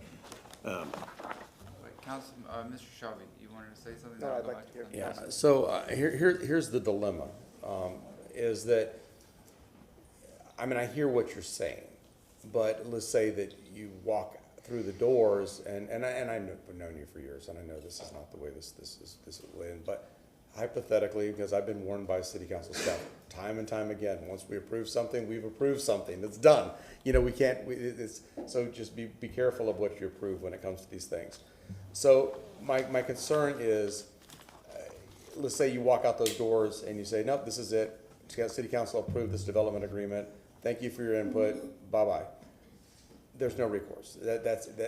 We're done. Yeah, I mean, I would say a couple, first of all, that is a very good general point to have, and I agree with what you're saying, and that is, but in this particular case, as you remember from the last hearing, because we're not doing a PD and because we're doing it through this state statute that requires us to do the 10% affordable units and have all the requirements associated with that. And we have the site plan and the landscaping plan as exhibits to the development agreement. We have to go back through the VRB now to ask for removal of some grand trees. So we're going to have a continual process. We're going to be in front of VRB in several months. We may be back in front of you at some time. We don't know. So I'm saying it's going to be a process. And USF's not asking for you to send this thing back and have us negotiate each one of these points. They just want us to cooperate with them, which we will 100% do. I understand, but I don't believe that USF understands that this is, if we were to approve this today, there would be no recourse in the future. I mean, so it literally is up to goodwill, good wishes and goodwill. May I answer that question? Yeah, absolutely. Okay, my name is Elvis Ramon. The only problem with that, and I see your point, is that their students are my clients. Mm-hmm. So you wouldn't bite the hand that feeds you, would you? So I have to work with them, and I will work with them. So it's not like, yeah, I got approved, yeah, put you aside, and I go do my own thing. It's their students, the ones that are gonna occupy the space. Let me ask So you a it's question. only in my best interest So the to input that form you, a very good alliance with them, because that will give me what I need, which is So- the tenants. I have a question. The input Yes. that you heard today from USF, from the representative from USF, is it the first time you've heard that information? We heard it We yesterday. got the letter last night, but we have been in dialogue with Ms. Post since the last hearing. And I thought we had addressed all of her comments, but last night we got, and which very nicely they sent us this letter last night, but we've been talking all day and very collaboratively. We're not in any way adverse to what they're saying, and we're going to try to incorporate as many of their suggestions into the design of the project as possible. And if we have to come back to council to amend something, we will 100% do that. So, Mr. Shelby, am I wrong in this line of thinking? Is it? No, sir, and again, this is a different process, and Ms. Johns can go into it further than just working with PDs. And what you need to know is what you are as a city committing to, and what, again, your recourse is, and what the enforceability is with regard to the agreement that you are approving today on second reading. And that might be a question for Ms. Johns, with regard to whoever the petitioner is irrelevant. And with regard to goodwill, that's a great thing to have in cooperation, but in terms of, from a legal standpoint, it's enforceability. So the way I see this, if council passes this today, they better be willing to live with whatever this agreement is as it's written today. If you're not aware of what the consequences will be with certainty at this point in time, then what you're doing is you're moving forward without having certainty as to what will ultimately happen down the road. So I feel like we should continue this, let them have more discussion. That is a discussion of council. That is your prerogative. Councilmember Moran. Along the same token, I'm trying to look at it as a marriage. Both of them want to get married, but there's differences between what I've heard, and yes, I want to do what they want. If I may. If I may, yes, but what I'm thinking of is these things have to be ironed out way before these things come before us. Because if not, two parties have to agree to make a change. And if one party doesn't agree and the change is already made, it's not going to be changed. That's my opinion. Sir? If I may say, I don't think they're opposing to the density, the height, I didn't say they were. the way the property looks. I mean, we're just talking about, the outside look of the asset. And what you're approving today is 7 stories, 75 feet, over 1 million square feet, and with a certain amount of parking. They're not in disagreement with any of this. So all we have is that they want the look of the front of the property to be a specific way, since it's what people see when they come to USF. And that has to do more with the cosmetics of the look, and, than what we are approving here today, which is 7 stories, 75 feet, and you can ask her, 627 units. She's coming up. Oh.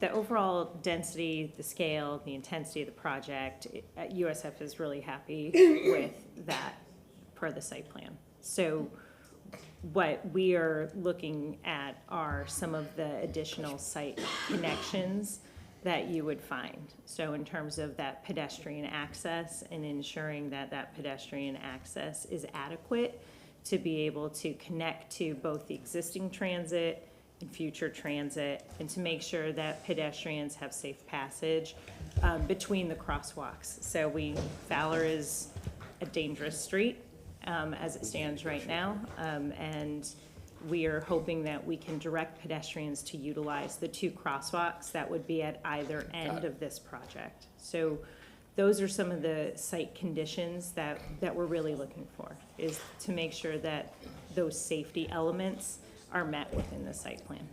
Ms. Johns? Yep. Yes, Councilwoman Hurtak. I have a question about, those aren't the issues that I'm as concerned about. It's the, in my opinion, really yo-yo difference of 6,000 versus 12,000 retail square feet.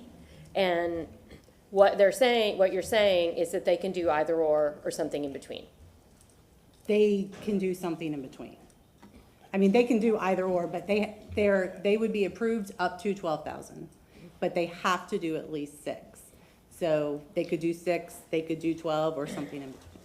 Because 6,000 isn't very big at all when it comes to retail for such a large corridor. So that's, yeah, I'm starting to, there's just still a lot. This is our first 1339. Yeah, I think what we can't get into and what we're already in is we can't be negotiating a development agreement from the dais. So I think the wise thing on this is to continue this, let you all work out these issues, and then bring back an agreed-to finished project to this. And I think you already see that you're going to have a receptive audience once you get here, once you have that agreement. I think everybody's very excited about this type of development. I think it's a worthy development. Let's get it right, because we get one shot at getting this thing right, and let's bring this back to council. I motion to continue this, and do you guys have a date that you'd like to consider? Yeah. So yes, you might want to hear from them to see whether they agree or they want an up or down vote today. Well, that's true. We're not that stupid, Marty. Yeah. I assume not. Can we speak to the continuance? Wait, Well, we're not there yet. Mr. Carlson, that's. Councilmember Carlson, yes, sir? Turn on your mic. Oh, okay. Well, we need to understand something. They're not gonna negotiate with us here. We're gonna have to get them. No, but not them. They need to know how much time you need. Yeah. It all depends.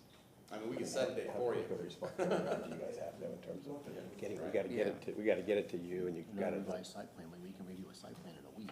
It's up to you. I don't know when you and Yeah, it's not gonna take us and them long. And I think we've heard Councilman Hurtak's comment. That she wants 12,000 square Yeah, feet. she wants 12, and that's opposed to. And I'm actually, the way I'm setting it up, is gonna give you 12,000 square feet. Yeah, we have no problem with that, and we can come up with language that'll, I think, satisfy USF. So we don't think we need very much time, but you just tell us what. Well, I will need, for their purpose, 2 weeks before the hearing for it to be in on base, and then give me a week before that. So I would like 3 weeks, once you come to that. So what do we have in February? Isn't that a very busy day? No, all right, February 15th amenable? That's fine. That's fine, whatever. Okay. Yep. So I move to continue this. I'm sorry, before you do that, can I ask that the letter that you submitted, that you read, because I haven't seen that, if you can put that in the record? Yes. We have a motion to receive and file the letter? Yeah, we're gonna motion to receive and file this letter. Can I get a motion? Motion from Councilmember Clendenin, second from Councilmember Carlson, all in favor? Aye. That's just a receive and file. And I motion to continue, file number 1816 to February 15th. We have,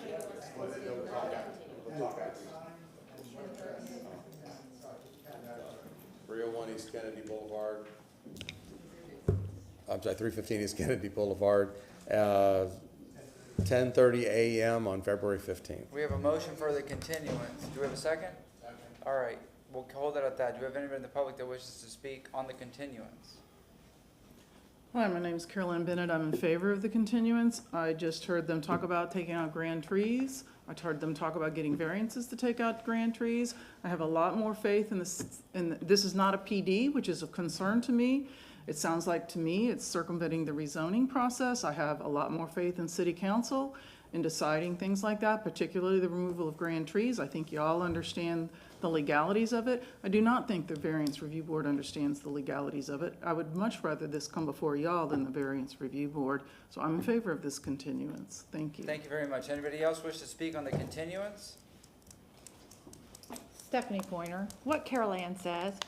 And as neighborhood leaders, I would like to point out that you can't come back the night before and say you want these changes. It's not okay. It's not okay. And if USF is the neighbor, they can't come back the night before and say they want changes and expect council to expect these folks to produce them. It's not okay. Neighbors need to give the developers adequate time to make those adjustments too. Thank you. Thank you very much. Anybody else? Motion closed. We have a motion to continue this item from, No. motion from Councilmember Clendenin to continue. Who was the second? Second from Councilmember Miranda. This is to February 15th. All in favor? Aye. Aye. Any opposed? Item has been continued. Item number 74. And if I may, Mr. Chair? Yes. Thank you very much. I don't know if 74 is going to take a while. After 74, can we hear the HIVE? Because was that administration update first, or? Wait a minute. We can do it before administration. Okay, that's what I was going to ask, if we could hear the HIVE before administration. Oh, yeah, it's first on the staff report. That's fine. Thank you. Yes, sir. Please go ahead with 74. Eric Hahn, Development Coordination. This is the first reading of the text amendments from the July 2023 cycle. Those of you who know me know this will not take long unless there's a lot of questions from council. I'm just going to go ahead and review what was offered, what we have discussed. If you have questions, please feel free to interrupt as I go through each of the different text amendments. The first one was the change to Chapter 27, Article 3, basically the CBD requirements. It updated the street typologies. If you're familiar with downtown, there's a form-based code and there's street types A, B, and C. This requirement is for street type C, which is just calling into compliance with the FDOT requirements and changes to go from a 4-foot wide sidewalk to a 5-foot wide sidewalk. So the overall pedestrian amenity, so to speak, would be 11 feet wide. It's also changing the scoring patterns on type B streets to be compliant more with ADA requirements. The second request was to sections 2791, 211, 231, 271, and 330. That request is to include language in the code that's in some of the districts, but not all, that when there's a conflict between either the design standards for the historic districts or another section of the code, that the more restrictive apply. And this affects, just so you know, the sections that affects Ybor City, Seminole Heights, and the design standards for Tampa Heights, Seminole Heights Historic District, Hyde Park, and Ybor City. The next change is a change to 27-50.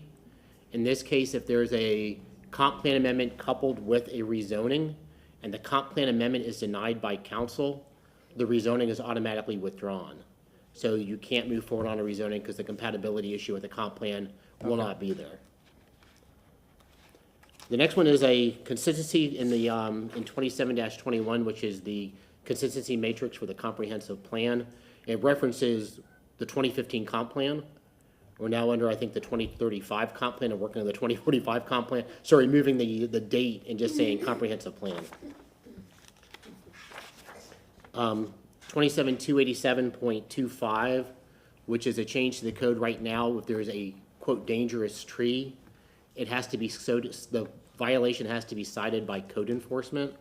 This puts that into the building department's purview, where the actual forest examiners are housed.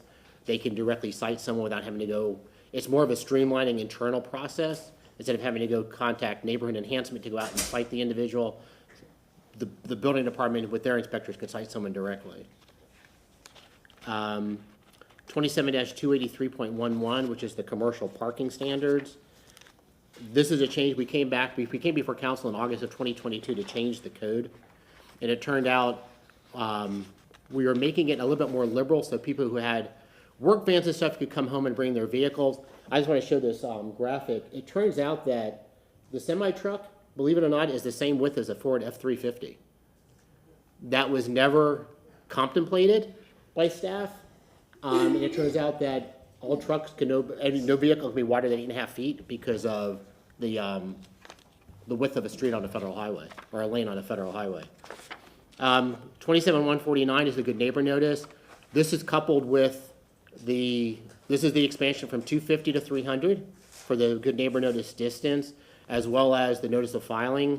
And this also, if you recall, Abby and I were here and we had the QR codes on the signs. We're going to add those to the letters. This is all part of that entire overall process. And the last one was a change to 27, that's actually the wrong code section on here. That's on the little summary. 27-199, which is in the channel district to increase the height from CD1 zoning from 60 feet up to 175, which is the same as what's allowed in the CD2. Council have any questions?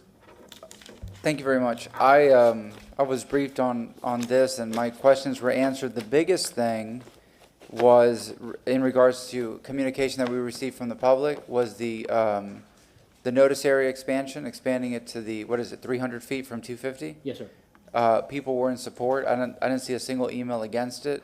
But what I would encourage is, now that the notice area would be expanded, that more people do get involved. Because sometimes, I've been here, long enough to see that a developer will say, well, we didn't hear from anybody, and then a million people show up at a hearing. I encourage people, and I think Tampa's changing because, with THAN, with neighborhood associations, people are getting more involved, and the communication is better. But I encourage people, now that the notice is a bigger area, would be a bigger area, should we approve this, that they get their questions answered, they meet with the developers ahead of time, possibly work things out, and, that's it. I think this is good. Another question I had was regarding the commercial vehicles. Yes, sir. Is it by size, by feet? Because I saw like a work van, so like air conditioning repair, for example, was the van on the left. I'm not saying that it wasn't the image, but then you have like a tractor trailer, a semi that pulls the things. Would an F-350 be in violation parked in a driveway, or you're saying the style of vehicle, meaning this can tow a tractor trailer? We're changing it to include 4 items. The length and the width and the length are currently in code, which is 9 by 22. Okay, We're changing to include the height, which is 10 feet. okay. And then we're also including gross vehicle weight to be no more than 10,000 square feet. So an F-350 Would fall be under that. And Okay. if it's a personal vehicle, again, none of this would apply because it's only for commercial vehicles. So it's Yeah, I mean, because so many people have, larger vehicles. I mean, to me, the perfect truck is an F-150, but people go with, or a Ranger or a Colorado, or what do you have? Colorado. But, people have big trucks. We're in that era, so I don't want to, see folks get cited on a personal vehicle. So that makes sense. Thank you very much. There's one of them we haven't discussed, Councilman Moreno. and that's the weight. They may look alike, Your they may microphone. have the same width. But a semi weighs much more than a 350. That's why we've included now Yeah, gross they put- vehicle weight of a maximum of 10,000 Including square the weight feet. now, right? Yes, Less sir. I think the 10,000 engine alone pounds. weighs more than the 350. Come again, I'm I sorry. think the engine alone weighs more than. Oh, in a semi, probably so. Yes, sir. Councilmember Hurtak.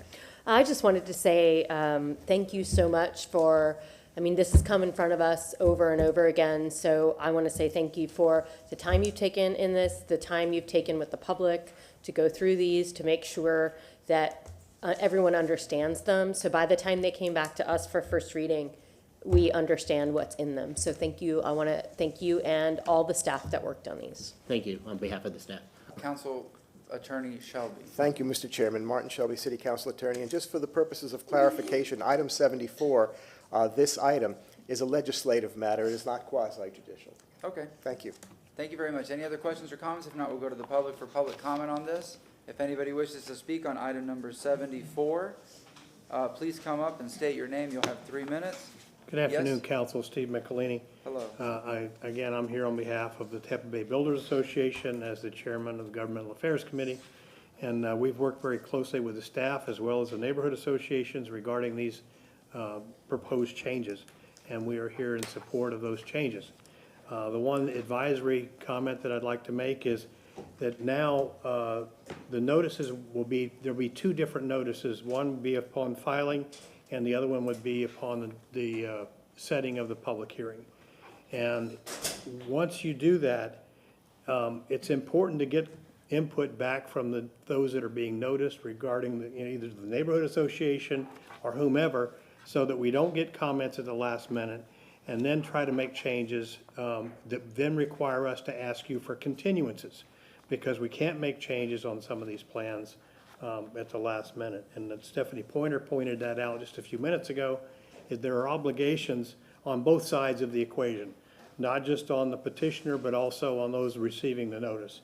And so you hear me saying, I don't like coming up to you and saying, I need a continuance because, we didn't get the information, we didn't get a comment, and suddenly there's a dozen people or 10 or 15 or 20 emails coming into council saying, we have concerns about this or we have concerns about that. Those comments need to come to us in a timely manner. As again, we set the 300 feet on the additional size of the signs. We set, 2 notices for the special uses and for the applications for rezonings. So there's going to be plenty of time to get comments back to the petitioners. And we'd urge you to caution those folks that come in at the last minute that they've had plenty of time to make their comments, that don't make us come and ask you for continuances at the last minute. Again, the Builders Association is very supportive of these changes. They are compromises in many respects, but we urge you to support this and pass it. Thank you. Thank you very much. Next speaker, please state your name. Hi, my name is Caroline Bennett. I'm the Vice President of THAN. The first time I met Stephanie Pointer was late 2019, and one of the things she complained about to City Council was the Good Neighbor Notice. And we've been working on it ever since. At one point, I actually sat down and rewrote it, and I met with all the City Council members and talked about what we wanted. But then after that, we started meeting with land use attorneys, the Tampa Bay Builders Association, the city staff, city legal, and every time we met with someone, we tweaked it, we tweaked it, we tweaked it. I think this is a good product that everybody could agree on. Everybody made compromises, everybody listened to each other. It was a really good situation. I just want to remind everybody, if you look here at the distances of other municipalities, St. Pete, Hillsborough, Jacksonville, Orlando, Miami, Broward, Tallahassee, they all have, the lowest they have is 300 feet. So before that, we had an abnormally low notice area. Some of them have more than 300 feet. So I just want to say, and the notice of filing is an excellent thing because it gives, I used to hear from neighborhoods all the time, 30 days is not enough time. We may not even get it 30 days. It takes time to get there, and then someone's out of, the president's out of town, he doesn't open his mail. It's not enough time for people with busy lives to get together, try to figure out what they think, then try to meet with the builders. So we really think this is going to make the whole thing a whole lot better, and we're very pleased with it, and we encourage you to vote yes. All the neighborhoods are in support of it. Thank you. Thank you very much. Yes, ma'am. Next speaker, please state your name. Hi, good afternoon. Stephanie Pointer. I am the president of THAN, and I'm here speaking as the president of THAN and as Stephanie Pointer, general pain in your behind. Bottom line is that this is a good thing. It's probably one of the best pieces of work in years because so many people had input on it and so many people. What Carol Ann and I originally proposed almost 4 years ago is not what this looks like today. We would liked larger notification areas. But you know what? We also didn't think of the notice of filing. That was from the Builders Association, and we were tickled pink to get it. The only thing that I even have any issues with whatsoever is it just says a minimum of the 18 by 24 signs, but we're going to trust staff on that they are going to get bigger because Abby and Eric came and showed them to us, larger. I support the change in the tree code as well because it sounds like right now, people are overlapping work. It's making more work for the city, so absolutely we need to do that. The trucks in the front yard, sorry, sometimes you don't get it right the first time, but they've obviously cleaned it up. I would also like to take this opportunity to ask you that if we are appointing people to the VRB, to the what's it called, the Planning Commission, to any of these boards, that they sign a statement that they've actually read the policies that they're supposed to be upholding, because it's extremely obvious that some of them aren't reading them and they're not following the rules. Thank you. Thank you Have a very nice much. day. Anybody else wish to speak? If not, I'll ask. Yes, sir. A strange request, but the attorney from Stearns Weaver, at least Batzel, sent me a message this morning before the council meeting and asked me to read it. Marty, Shelby, if you're okay, I'll read it into the record now or Sure. when we close public. Sure, and if you can, maybe you could have it printed and put it into the record somehow if possible, or forward it to your email. Yeah. She said, good morning. I was planning on being at City Council to adamantly support changes to the Good Neighbor Notice, but I have a client emergency and I wanted to share my thoughts with you so that you could share them on the record. City staff, FAN representatives, and representatives of the development community, including myself and Cammie Corbett, met numerous times and over several months in order to work together to strengthen the Good Neighbor Notice in a way that addressed Dan's concerns while still remaining viable for the development community. We are all very proud of this collaborative effort, and I certainly appreciate being included and part of this process and the solution that is being presented before you today. We strongly support the modifications to the Good Neighbor Notice and want to reiterate how much work and compromise went into the proposal that is being considered before City Council today. Thank you very much. All right, Councilmember Miranda, would you like to move the substitute resolution? I'm sorry, read the substitute. 74, ordinance. right? Yes, sir. Chairman, item, file number E2023/8, chapter. Let's get a motion to close, I'm sorry. Motion closed. Motion to close from Councilmember Clendenin, second from Councilmember Miranda. I apologize, sir. Go ahead, I'm sorry. Do we take a vote? Oh, all in Yeah. favor? Okay. Aye, all right. Any opposed? All right, go ahead, sir, thank you. Okay, file number E2023/8, chapter 27. Substitute resolution being presented for first read consideration. An ordinance in the city of Tampa, Florida related to the amendment to the Land Development Code, making revision to the City of Tampa Court of Ordinance, chapter 27, zoning and land development, amending chapter 27/21, consistency matrix, amending section 2743, definition, amending section 27/91, intent, amending section 27111, intent for declaration of public policy, amending section 27/1/149, public notice requirement for land development decisions and text amendments to the Land Development Code, amending section 27/150, final decision by City Council, and withdrawal of application, amending section 27/182, public realm and public realms zone standards, amending section 27/185, general parking design standards for transportation mode, amending section 27/199, official schedule of dimensional regulation, amending section 27/231, intent and declaration of public policy, amending section 27/271, authority to establish, amending section 27/283.11, vehicle parking amendment, section 27/287.25, amending authority penalty remedies, amending section 27/330/330, conflict of other laws, repealing of ordinance or parts of ordinances in conflict therein, providing for severability, providing an effective date. We have a motion from Councilmember Miranda with a second from Councilmember Clendenin. All in favor? Aye. Aye. Any opposed? I'd also like to move that Charlie Miranda has to read all of these lengthy, wordy, numerical ordinances. Only because I memorized them. Second reading and adoption will be held on February 1st, 2024 at 9:30 a.m. in Old City Hall, 315 East Kennedy Boulevard, 3rd floor, Tampa, Florida, 33602. Thank you very much. We'll now go to the staff reports, and we're going to listen to HIVE, correct? Yes, sir.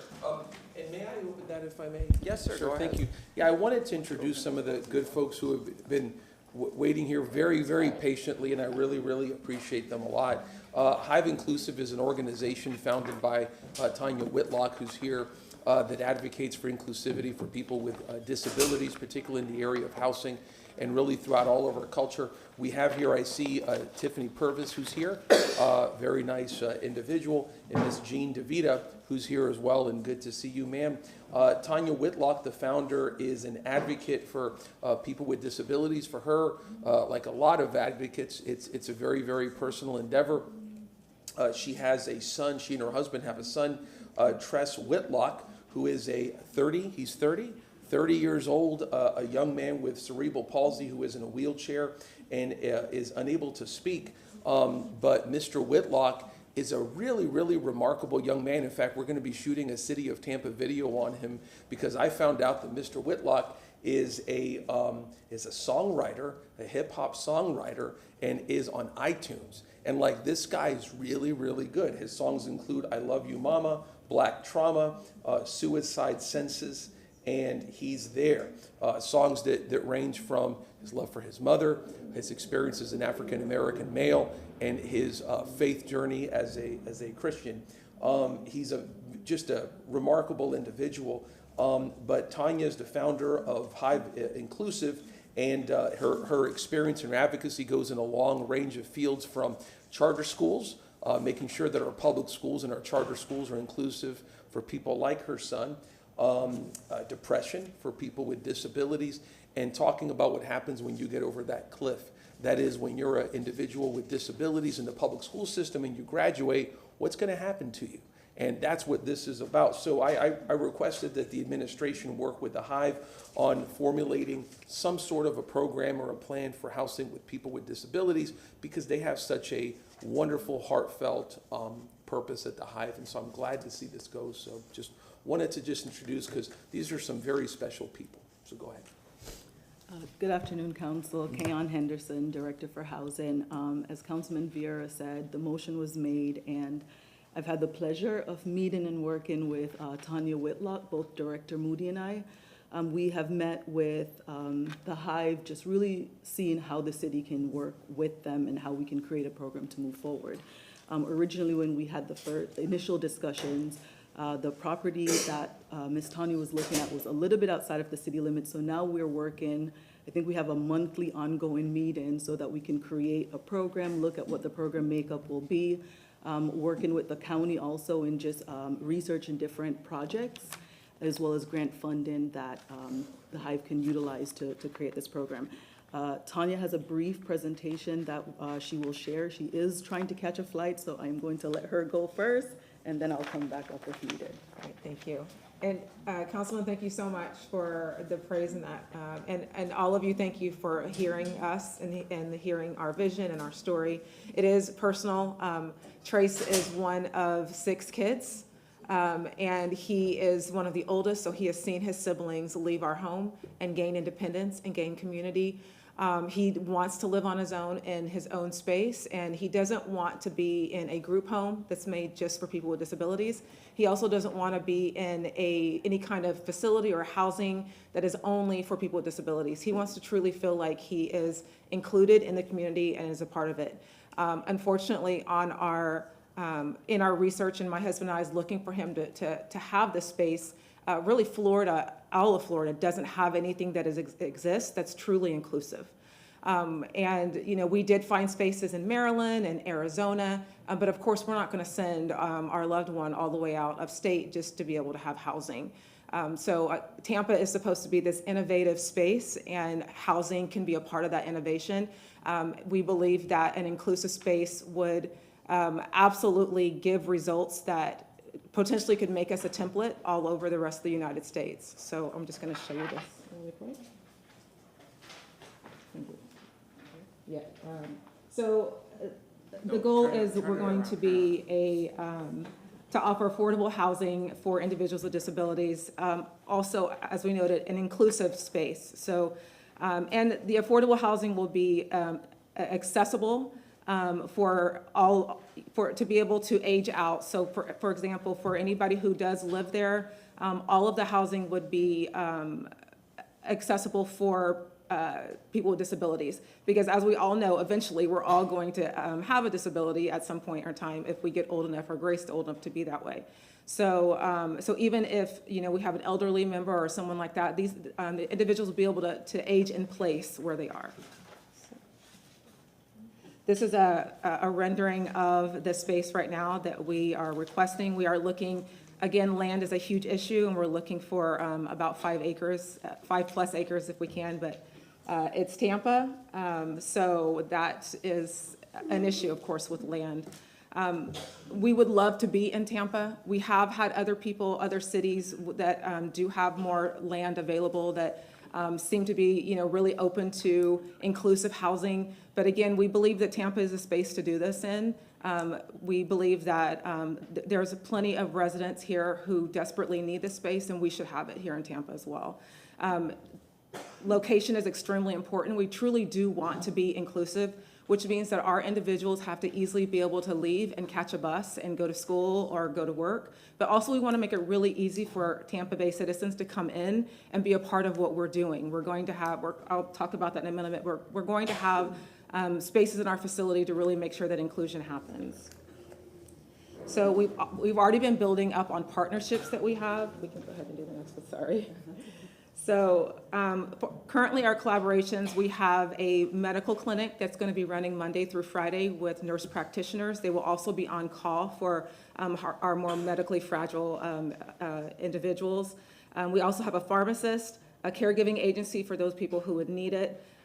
We have a daycare, and also we're working with, we're really excited about this, we're working with McDonald Training Center in creating the first neurodiverse dental lab. Here it's never been created, actually. So we're actively working with McDonald Training Center on that. Some of the other amenities that we're going to have is a computer room for people that want to continue to work on their education, a gym, a sensory room, meeting rooms, and we're going to have a coffee shop. So we're not just waiting for this building. We already know the importance of building community. There's obviously a void too as far as like social interactions for individuals with disabilities. So in June of 2022, we started programming. Already we offer support groups. I'm super excited about our support groups. One of our support groups is a entrepreneurs with disability support group, where we bring in professionals who are helping these individuals to move further in their businesses. We have a caregiving support group. When we also have a disability advocacy support group. We have instructor-led classes. I'm also really excited about our instructor-led classes because they are mostly led by individuals with disabilities. A big thing with the HIVE is we want to show that individuals with disabilities have so much to add to our communities. They have gifts, they have talents, they just need the opportunity. This is a conversation about housing, but housing is a very, very basic building block of opportunity, right? So we know with stable and safe housing, then an individual can then continue on with the next and thrive. But we also know that in a survival mode, when you don't have stable housing, you don't have a safe space to stay, it's very difficult to move to the next and be contributing members of society. So that is a major goal of ours in the HIVE, is to, again, create a space where individuals with disabilities can have those opportunities to grow. I love this picture. It's our honeycomb. And basically, I mean, we all fit together, right? I love the idea of the HIVE, a beehive in general. It's because it's about every bee makes a difference, right? It's the work of every single bee collaboratively to be this community to get to the next. And so that's who we are, and that's what we're looking at. We also want to be a research-based space. I am an RN by profession. Research is a passion of mine, and there's been very little research in the last 20 years on the best models for living spaces for people with disabilities. So we would love to be a research-based space and show that by having true inclusion, showing belonging, we're going to see differences in people's emotional health and mental health, and even in their medical outcomes. And so, yeah, I get all excited because this is all us. So I'm open for any questions. Councilman Vera? I don't have any questions. I just wanted to just salute you because I always say that when you get up in front of a group of strangers or you're in public and you're speaking about something that's from your heart, that's so personal. It's a real act of courage every time. And you do that all the time. Whenever you talk about your son, your experience, et cetera, that's like a real act of courage, because sometimes, you know, we show our heart on something that's very vulnerable to us, that's very personal to us, and it may not be received the way that we intended it. And nothing hurts a person more, but just I know everybody here receives 100% what you're saying. And, you know, I'm so glad to see that the city is working with you all. Because, you know, when I was able to meet with you guys, I was very touched by the sincerity. And it's, you know, I told you, my own parents went through that journey with my brother Juan, probably 35 years ago, when my late father took off couple of years from his work and helped build New Horizons group home in Brandon. It's hard. It's very, very hard. But, you know, government being involved in this is what government's here to do. I always quote what the late Hubert Humphrey said, where he said, it's the moral test of government is how it treats those in the dawn of life, the young, those in the twilight of life, our seniors, and those in the shadows of life, the sick, the needy, and the handicapped. And that's my political credo. That's what I believe, and that's what this is all about. So, so let me ask you, if I may, should we motion for this to come back for an update in 6 months, or what's y'all's timeline in terms of, you know, something moving forward?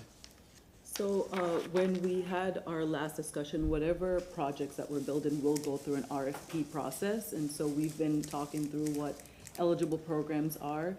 Because HIVE has not found an actual location yet, we're unable to come back and say that we know for sure in 6 months they'll have a location in the city limits. But we are working again with Ms. Fowler, even if it's for support services at this time until they find a location. So we're continuing our work together, but we just don't have a timeline as to when they'll actually find the lot.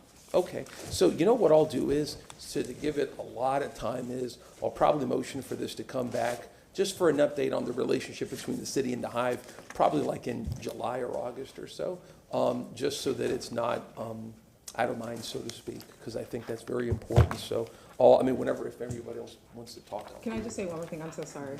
I got so stirred up in conversation. One major thing that I think is important is our template.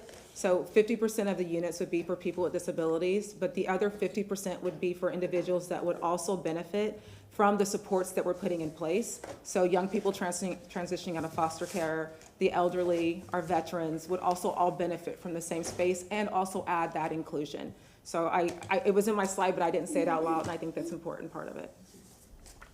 Councilmember Montana? Yeah, just an observation. So when I was looking at your design template there, it looked like a very suburban apartment style housing, but the request is for, to be on, access to transportation and all these other amenities. And so, just kind of an observation, what we're looking at in the city of Tampa is building the density and the development along these transportation corridors, which is mostly, vertical and more intensive vertical.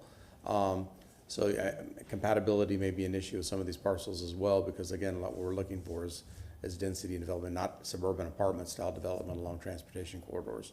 So that could be, you might want to consider up versus out. Absolutely. Space. We are very open to whatever works for Tampa and works for the space that we're in. Yeah, These are just kind of up dreams. would also work for your clientele as well, that, up is, mobility issues, things like that, being vertical is more conducive to that type of environment, also proximity to amenities within the facilities as well. So, yeah, just things to think about. That again, that's how we're developing the city of Tampa, to kind of get things guide in that direction. I think you'll find a lot of support from this council and the city when you start looking at that type of development. Anybody else? Yes, ma'am. Thank you. I just want to say that I'm very excited about this project. It seems like we're thinking about all the different types of housing that we need in our community. We're talking about housing space for artists in Ybor. And so bringing this along, it's just, I hope this is a new wave of really looking at people who need housing with very specific focus, so that we can, reach people where they are and give folks the independence they need, but the support they need to find success. And I just really want to thank you for all your work on this. I'm very excited to see what comes of it. Thank you. Thank you very much. Wonderful presentation. I'm glad that you're here in the community. my stepdaughter, also, special needs, and she's gonna be 12 years old, and when she turns 18 or when she ages out, my wife and I have talked about what we're gonna do. I personally would love to just keep her with us all the time. My wife, it's very difficult, and of course, we want her to become independent and, enjoy all the fruits of life, and, there's limited options, and stuff like this, and organizations like the HIVE may offer her those opportunities in the future. So it touches Councilmember Vieira, it touches me directly, and it's, the quote that he used by Vice President Hubert Humphrey is true. What are we doing for, for the young, for the sick, for the, that's what, that's the good aspect of government. And again, I'm glad that, I know he's gonna make his motion for an update to come up at a later date, but this is so important, and I'm glad that you're here, and thank you for, I know we had to continue this from last time, thank you for your patience. This is so important, and it's so wonderful, so thank you very much. Thank you. Councilman Vieira. I would just say, I echo everything they said. It's an opportunity for all of us to understand what life is really all about, and it's certainly an opportunity for continuing to live in the city of Tampa where everyone is welcome, no matter who you are, and how you are, how tall you are, whatever. But it's a city that's very inclusive, it always has been. I mean, when you look at how it started and how it is, I walk downtown and I see things that I never saw before. And what we're bringing in is bringing in more inclusion, and certainly Councilman Vieira has been one of the leaders in that, and I appreciate everything he's done. Councilman Vieira, you want to make that motion? Yeah, if I may. And I also wanted to again give a shout out to Kayon, to Nicole, to Erica, to Elise, to everybody who's just doing so much in this, little, whatever you want to call it, great society here in the city of Tampa of making government work for people. That's so important. So I wanted to just motion for this to come back on, let's just do the first week of August, just for an update on the relationship between the city and the HIVE and what updates are happening. That's all. We have. Yes, ma'am. That's great. Thank you. We have a motion from Councilmember And if you guys Vieira. need more time. Councilmember Miranda had the second. Councilman Vieira with the motion, second from Councilmember Miranda. This is for August 1st. All in favor? Aye. Aye, 2024. Thank you very much. Thank you. Great society. I like the new. You're channeling these people. I like the new I want you to know frontier. that I met Mr. Humphrey. I was like 12 years old, performed for him. I went to Fife his and drum office. for at Walt Disney World as a kid. In Liberty Square. That's awesome. Yeah. Oh. We won't hold that against you. Yeah, no problem. Yes, Nicole Travis is going to give some updates. Yes, ma'am, Ms. Travis. Go ahead. And then we did not vote on 48 and 49, Yeah. so as you present, we'll take that up. I'm the problem, it's me. Uh-huh. I got you. Good afternoon, Council. Nicole Travis, Administrator of Development and Economic Opportunity. If we can we do 48 and 49 first so I can answer some questions for you? Go ahead. So, in November of last year, you approved, we told you that you were gonna, it was the new year, you had approved the annual action plan, which sets out how we're going to spend our money, our federal money annually. And so after that, you got a series of contracts with our partner nonprofits. So you've already approved 3 contracts similar to the 2 that are on contract today. And those contracts are just aligning them with what we said we were going to do in the annual action plan. So that's Solita's house and the REACH organization. I think it's like real estate and community something, but it's REACH, right? And so the counseling services that those organizations provide, they all provide similar services, but it's for pre and post home ownership. And so a lot of times what we have in our majority minority communities is that you have people that have the intent or would like to work towards home ownership, but they probably don't have enough money saved. They don't have the credit score. And so a part of what these organizations do is they work with them for a series of months to get them ready for home ownership. So The two contracts that are on there is an extra $100,000 for Solita's house just to align it with our annual action plan to continue to perform those services. And the same thing with REACH. The dollar amount is a little different because we've had, the REACH has not met their goals that we've outlined in our report. And so when you don't perform to your goals, we give you less money. When you perform and you do well, we give you more money. So Solita's house, even though for the first time home buyer program, we set a goal with Solita's house for 150 clients to be served. They served in 2022, they served 548 clients. What you should understand about that difference is anytime they serve clients above that goal number, we do not pay them for that. So Solita's house is still providing those services. I mentioned to you earlier that in 2024, Solita's house closed on in 2021, they closed on 24 homes, 2022, 14 homes, 2023, 14 homes, and in 2024, 2 homes. You heard in public comment from Ms. Connie earlier this morning that Solita's house had only closed on 6 homes. So between all what happened this morning, we have an awesome team. Kayon did the research to find out. What Ms. Connie was referring to is that she did receive a report as a member of our East Tampa CAC, and Solita's house had only closed on 6 homes within the East Tampa district, but 14 homes citywide. So I've spoken to Ms. Connie and we talked about that, and she completely understood that.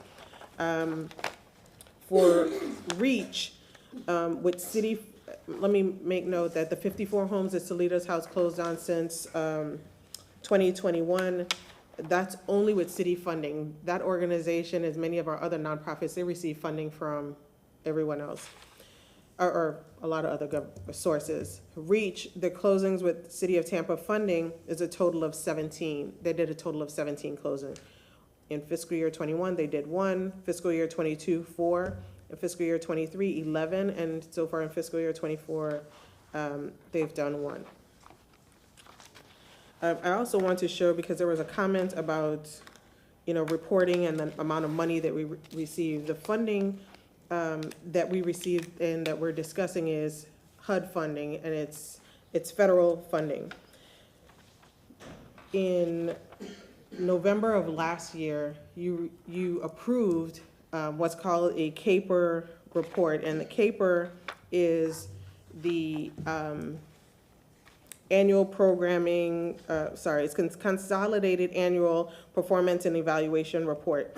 That report comes to you on an annual basis and is turned into HUD on an annual basis. You just approved our CAPER in November 30th. And on that CAPER, I'm gonna just put something quick on the Elmo and won't go through it too much, but just so you understand what kind of reporting happens. We look at the different income levels. We look at race, ethnicity, in the different quarters to show the different income levels that are being assisted, the different demographics, and I'll just flip quickly to the second page. We also track how many points their credit scores go up once they've received some counseling services. So there's a very detailed and audited reporting, and we take our reporting, contrary to some comments and chatter in the community, that we take this reporting in very seriously, and we have a very transparent office, and so any suggestion otherwise is gonna make me come up here and professionally defend my staff and our professional integrity in doing this work. So. Yes, sir. Can I just ask a quick question? And I don't know the answer to this. It's not a question. Do you all compare different agencies that do the same thing to see which ones are most effective with the money that we give them? Yeah, we do. Yes, and that's what informs us on how we fund them for in the next fiscal year. We make changes. And so how would this one compare to others? How would Solita's house compare to others? Solita's House is actually one of our better performers in this. I'll let the person that does that talk to you about it. Kayon Henderson. So Solita's House has routinely been one of our top performers. So they are one of the housing counseling agencies that has gotten $100,000. And so what we look at is we create milestones and benchmarks every year or every 3 years that we do the agreement. We meet with them quarterly, and at the end, we look at what they have done, have they met the benchmarks, and whether or not we'll continue funding at the same exact amount or a lower amount. One final follow-up. Do you all adjust for adverse selection on the population that these agencies are working with? No, we don't. Yeah, we don't adjust based on that. We look at, one, we're looking at the capacity. So when we're funding them, we're looking at the capacity that the agency has to be able to actually fulfill what we're putting in as benchmarks. So like if a person was, if all the, and I don't know the answer to this in any of these organizations, but if one organization was, in their results, most of the people were very close to the line in income, so it was a little bit easier to push them over versus another agency that worked with people that were very difficult to push up. Do you all look at that at all? Well, what we do is we request them to time and date stamp everything so that they're not cherry picking any clients more than the other. So everything is done by time and base, first in. But to your, just in addition to your point, Councilman Carlson, this is the public's money, right? Whether it's federal funds, local funds, and we have to be good stewards of the money. And so if we find that an organization is not performing, and you'll see that, and you'll hear some of them come in, complain, probably in the next year, when we reduce their funding because they're not performing. Like, we're providing this money so that you can perform, help our most vulnerable citizens, and oftentimes those vulnerable citizens are in our majority Black and brown neighborhoods that are our most vulnerable populations that we're trying to help. So it's not just about getting people eligible for down payment assistance and then finding a home and having the income to qualify for a mortgage and getting them in, but helping them save money. One of the other things that we're pretty proud of is that there is I think it was 20% increase in their savings. It's just averaging about $1,500 increase in savings from just people going through these counseling services. And so you're talking not just from a home ownership standpoint, but a holistic person life approach as we do this work. You're holding the organizations accountable and being a good steward of the money. That's all you're doing. That's right. You're being wise with it. So, Councilman Clendenin, Councilwoman Hurta. Yeah, this is what I wanted to have you or staff come up and speak to, because we're getting a lot of feedback, and it's rumor and innuendo. And one of the things that I've been impressed with you from the very beginning and starting our relationship was your goal of creating accountability and matrices and holding these organizations accountable, which I don't know if we've done in the past or we haven't done well in the past. So and this type of holding organizations accountable is uncomfortable for some. And I know we're just in the beginning, because I'm sure there's still a lot of inefficiencies that we're trying to clean up. Correct. So to your point, that one of the things that you'll see, and I'll get into my administrative update a little bit, but you'll see that sometimes you have to go back a little bit before you can go forward. Like, you have to correct some things and fix your foundation and your structure before you can start building a house, right? Or no pun intended on the house, but you have to fix the foundation, so you have to go behind. And so what you'll see in the coming months is change in programming and a different way of providing services, and so that the services are helping the most vulnerable, the people that need the help, but also holding them accountable. And because at the end of the day, you hold me accountable, the public holds you accountable, and that's professionally, that's what we all should be striving for. So yes. So I think you and I share the same goal of a return on the investment. Yeah. A cost per, whatever we're doing, however we measure that, the matrices. And I think for the public's interest, how long have you been in this position now? Not that long. 2 years. 2 years. Mm-hmm. So this is a big ship. Takes a long time to turn a big ship. But I think as we see and I'm gonna talk about some stuff in new business again, you know, as far as accountability and trying to gather some information. Some of that is for our information and decision makers, and some of it's for the public. But I think accountability is important, a return on the investment is important.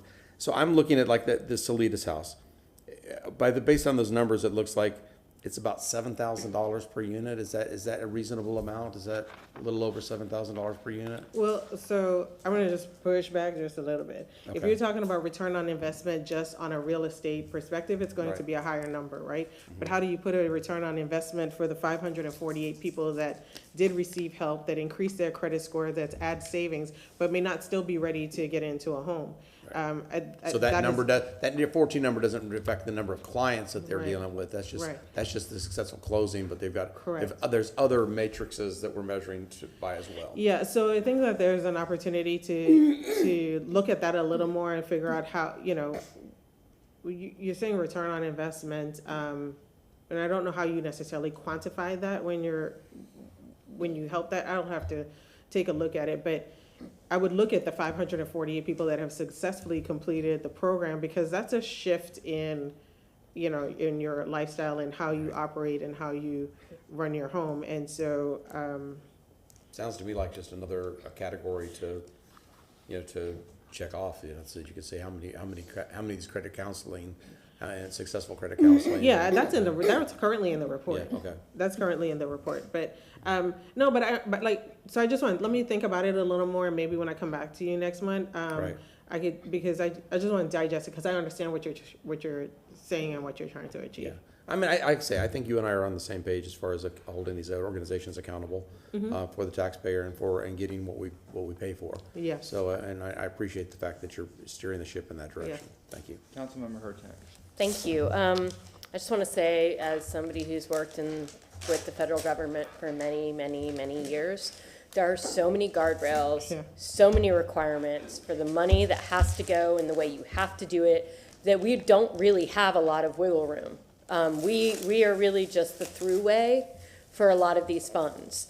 Doesn't mean we can't look at some of the ways we can, but you're already doing that. You're looking at the people or at the organizations and who's the most successful and how you're able to move that forward. And I just want to say that I really do appreciate it, because I know how much the majority of getting these funds is simply accounting for them and following through. There's so much reporting that's required for this. And I do appreciate the reports that we do get, because you have shared those reports with us. And they are very detailed. Yes, we have. Yes. And and so I appreciate every report you share, because that enables me to look at that before we go ahead and approve these and see that absolutely you're doing what you can to help those folks, help these organizations, help others. And that's actually the thing that I like best. We are not in the business of doing that. Right, we can't do it. Government can't do it by itself. Right? Well, and quite frankly, we're not. We shouldn't. No, we're not agile Yeah. enough. We just simply aren't. Government is a slow ship. It does not move quickly. But those around us who are in the nonprofit world can move a little bit faster, even though they have these guardrails around them. So I just want to thank you for the work that you do partnering with these agencies, because otherwise we can't use those I always get it wrong. Thank you. CDBG funds in any other way. Right. So they're pass-through funds, but the fact that we get to choose who they pass through to instead of the federal government really helps us and helps us be able to see who can be helped in our community. Just to one other point, when we provide good audits, we do good programming, and we make changes. The federal government, sometimes if they have money left over, they go back to good people that were good stewards of the money and give them more money. You know, last year that we came back, that's right, we came back to you with almost $1 million in extra funds, because the federal government recognized us as being good stewards and good reports of the money. Yes, and I do want to. That's absolutely correct. You all have done a phenomenal job, and I'm just knowing the feds, it's not easy. Thank you, Mr. Chair. Before I give the other update, can we get a vote on 48 and 49? Councilmember Carlson, it's your committee. Would you like to move 48 and 49? Move 4849. Second. We have a motion from Councilmember Carlson, second from Councilmember Clendenin. All in favor? Aye. Yes, ma'am, go ahead. Just passing around the chocolate. Yeah, I just want to say, I've been laughing All this because candy. this box of chocolate has been calling his name for like an hour, and he's been like scratching into it like a kid, pulling the paper off of it one piece at a time. I'm just. Yeah, you say I don't know what they're talking about. I don't. All right, go ahead, ma'am. This is the administration update? This is the administrative update. So I requested to come before you, council, because there has been a lot of talk in the community about affordable housing.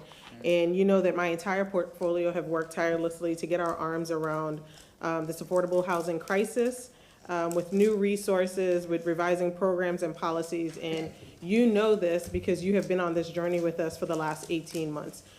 You know this because we started our housing needs assessment. You know this because the community has continued to reach out to you. You've approved additional funding, both in your capacity as CRA board and in your capacity as city council. And so there are a couple motions that have been made by Councilwoman Hurtak regarding our quarterly housing update, and also a report on affordable housing and the different categories of money. So I'm here before you.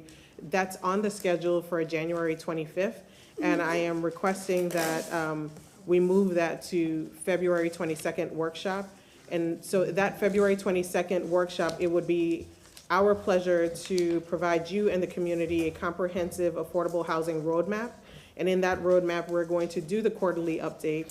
We're going to provide you the latest information on the housing needs assessment and some of the programs that we're going to change.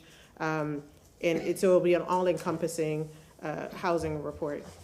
So, yes, ma'am. and we have talked about this, and I think it's a phenomenal idea. It's absolutely something that we need to do, and we need to have an entire workshop focused. Unfortunately, our February workshop is chock full. So my recommendation, we have 1, 2, 3, 4, 5, 6, 7, 8, 9, and I would say half of those were continued from another time. So what I would recommend doing is creating a second workshop in February, whether it be the 29th when we don't have a meeting, or a Tuesday, another day, because I do believe that housing is so important to both this council and this community that we should create one specific time to talk about nothing but housing and update you, all of us, on where you've been, because you have done a huge job. You've basically started a department that didn't really exist. And to be able to get as far as we have in the limited amount of time.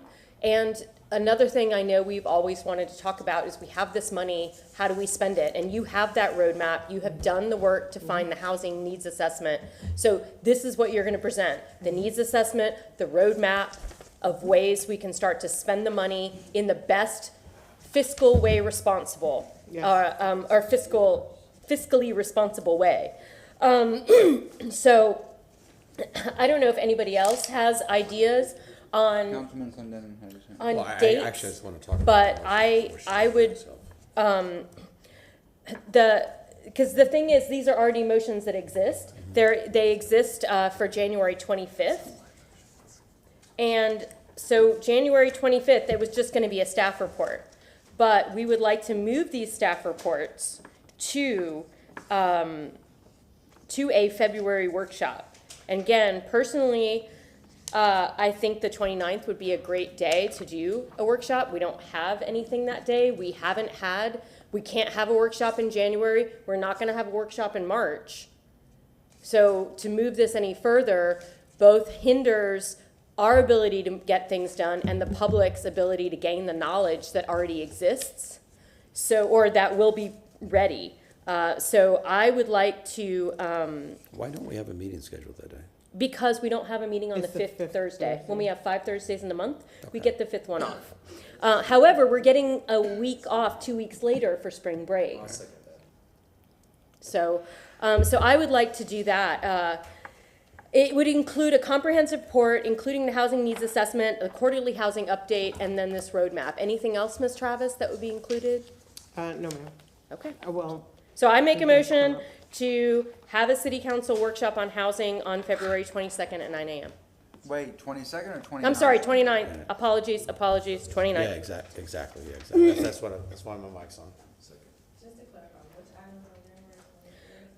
The items on January 25th, it looks like, it's number 1, staff to compile a comprehensive housing report detailing the city of Tampa, including CRA's commitments and expenditures for short-term, mid-term, and long-term housing.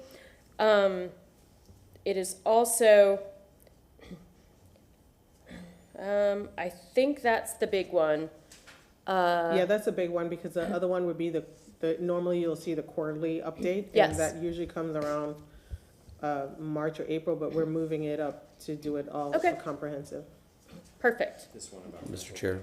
Yeah, the rental payment one, but that's not really. But that's it's more finance. Yeah, that's more finance, and that's a quick staff report thing. We really just I want to do a deep dive into housing and talk about nothing but housing and having our focus be that. If you wanted to do the financial payment, Councilman Carlson, to the house, to the housing one. I'm actually gonna, I think it's part of what I wanna talk about, so, Mr. Chair. Have you talked to her about that? Yeah, I believe Tim did. Tim reached out to your office about what I was gonna do for new business, didn't he not? He reached out to somebody, I know he did. So Wait, excuse me, on what? During I have a motion. Who does anybody have a second? Okay. There's a second from Councilmember Okay, Carlson. so then- Discussion, Councilmember Clendenin. So during new business, I was going to propose a motion to have city staff report to council on a comprehensive list of all programs related to housing, their cost, and what citizens of Tampa are getting, so basically an ROI on those programs. And some of this was in light of the Olivia George report in the Tampa Bay Times, as far as accountability. And I think some of it's just to be able to have that information for the public to show that, one, we are being good stewards of their money. And That's in the quarterly report. Yeah, but I mean, I think to have this as a line item and to highlight this, is to bring it back in this. It is quarterly. Though. Yeah, but I know, but it's very specific about this right now. Bring this to this workshop, have a comprehensive report of everything because there's a lot of things, line items that we approve here and there that are either tangentially tied to housing or rent subsidies or land acquisitions or community land trusts. You know, all these things I'd like to kind of see that all roll together so that we can see in one document everything that we're doing that is touching housing. That is the quarterly report that we provide. Okay. Yeah, I asked them to do that at the beginning of last budget cycle of 2023's budget. Including rent? Yep, it includes everything. It And in fact, includes all the rental we had a great. It started with Nicole because she. It's your fault because it started with this really beautiful 5-point image of how we were spending housing funding. Mm-hmm. And I said, this looks so good, we need it to see it every quarter, and that's exactly what she's brought every quarter. I don't remember it saying like how many people do we have sleeping in beds because of that? Oh, How and many? actually, you know what you would love then is we get a report at AHAC meeting every month. Okay, We and should I have not seen that. Yeah, it doesn't come to all the council members. Can you then start forwarding the AHAC We can send it slides to to all of us? Okay. Well, let's have that discussion during this workshop as well, and bring that documentation. Since the documentation already exists, we can bring that documentation to this workshop for that discussion, and I think that would be good. It's a part of, I think it was just a part of the motion. Okay. Yeah. Yes, Councilman Carlson? Yes, sir? Yeah, I think you all mentioned the article, there's been a lot of debate and angst about the mayor's goal of 10,000 and the way it was counted. And I've said this before in meetings, but I think that the mayor should just withdraw that goal. It's an arbitrary goal, and it doesn't mean anything. What we need to look at is the number of we can debate this on that day, but I think we need to look at something like the overall amount of money we're spending, and then the efficiency of how much we're spending per unit. Like the other day, we had somebody That's what I was trying to get to. Yeah, somebody proposed $375,000 per affordable housing unit for 30 years, and then we've got others we can help somebody buy a house for $50,000. And I think we need to look at the relative benefits of investing. We also need to work on in the data. And sorry if you have it already, but we need to look at the distribution of either the incomes of the people or their situation somehow, so we can see make sure that we have the proper distribution and no adverse selection. The other thing is in the counting of it, and this is what I think part of the story was about. But there's a lot of chatter in the community, which is why these stories end up being written. And the chatter is in how things are counted, and we need to have a definite, consistent way of counting it. And by when it opens, or the timing of it, the kind of unit. We have people coming before us wanting affordable housing that's 200% of AMI, or 140% of AMI, and all of it is lumped together. And some of it's 30 years, some of it is longer. We just need some consistency of that, and then we need to draw a big line. I know you have it in your presentation, but we need to draw a big line between CRA and city, because CRA is limited to what we can do. City ultimately is limited, but city has a much, much bigger budget. We need to look at that and figure out what we're doing. And then the separate one is all the money that's been coming in. For a year, we were benefiting from federal dollars. And then the other thing, which I've said before, is especially since inflation is slowing down now, I think we need to shift a much bigger percentage. I think like 80%. We can debate this on that day.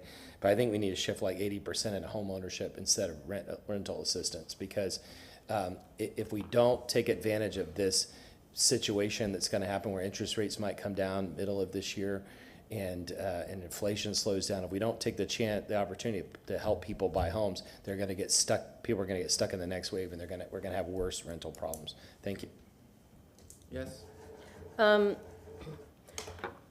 I do think these are great reasons we need to have a housing workshop, but I also think that last CRA meeting, for me personally, left me unclear on how, excuse me, to do the work. What's a good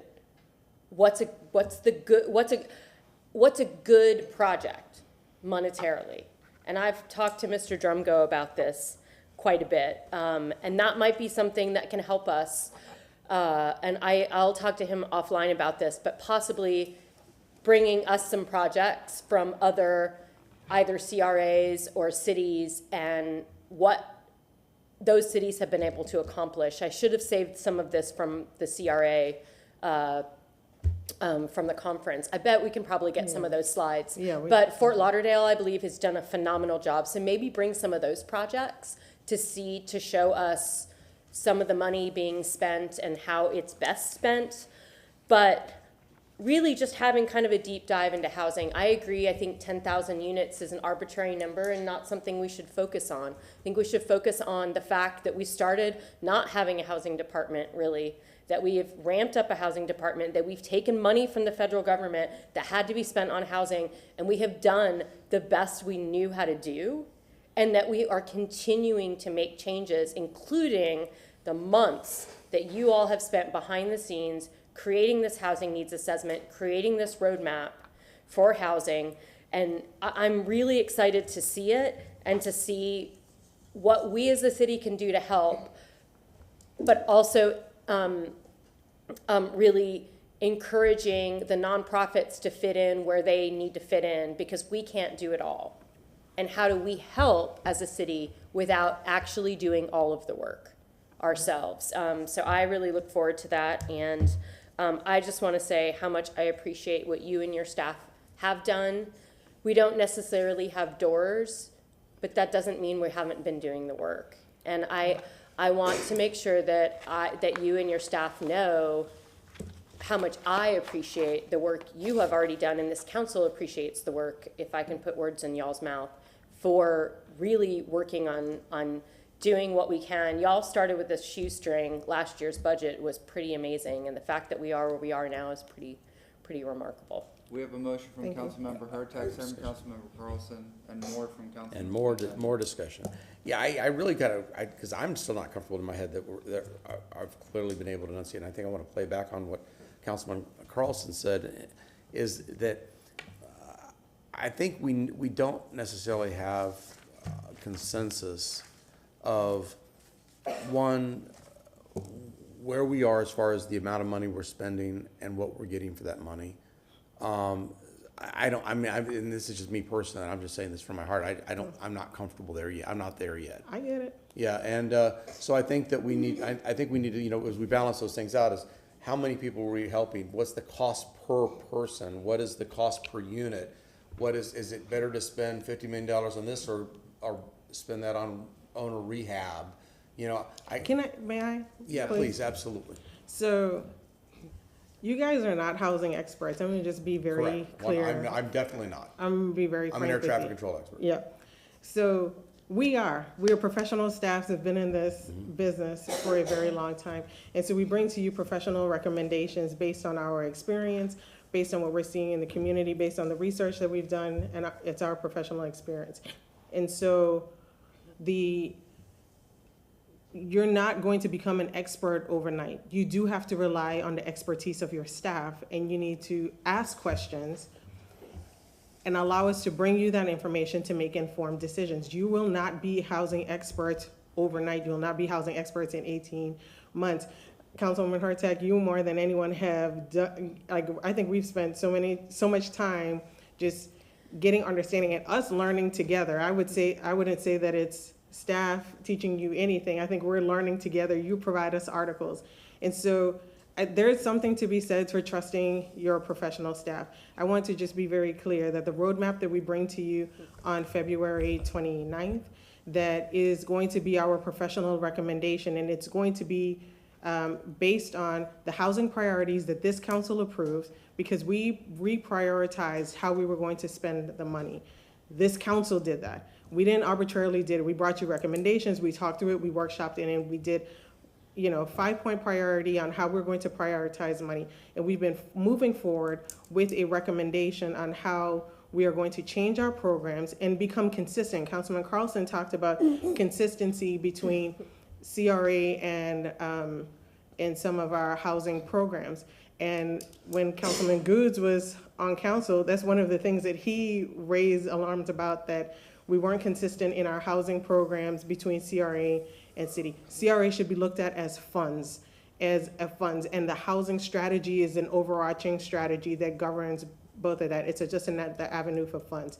And so it's applicable and will be dispersed in the different CRAs based on their geographic location, what the CACs voted on to prioritize in their particular districts. All of that is taken into consideration in the roadmap.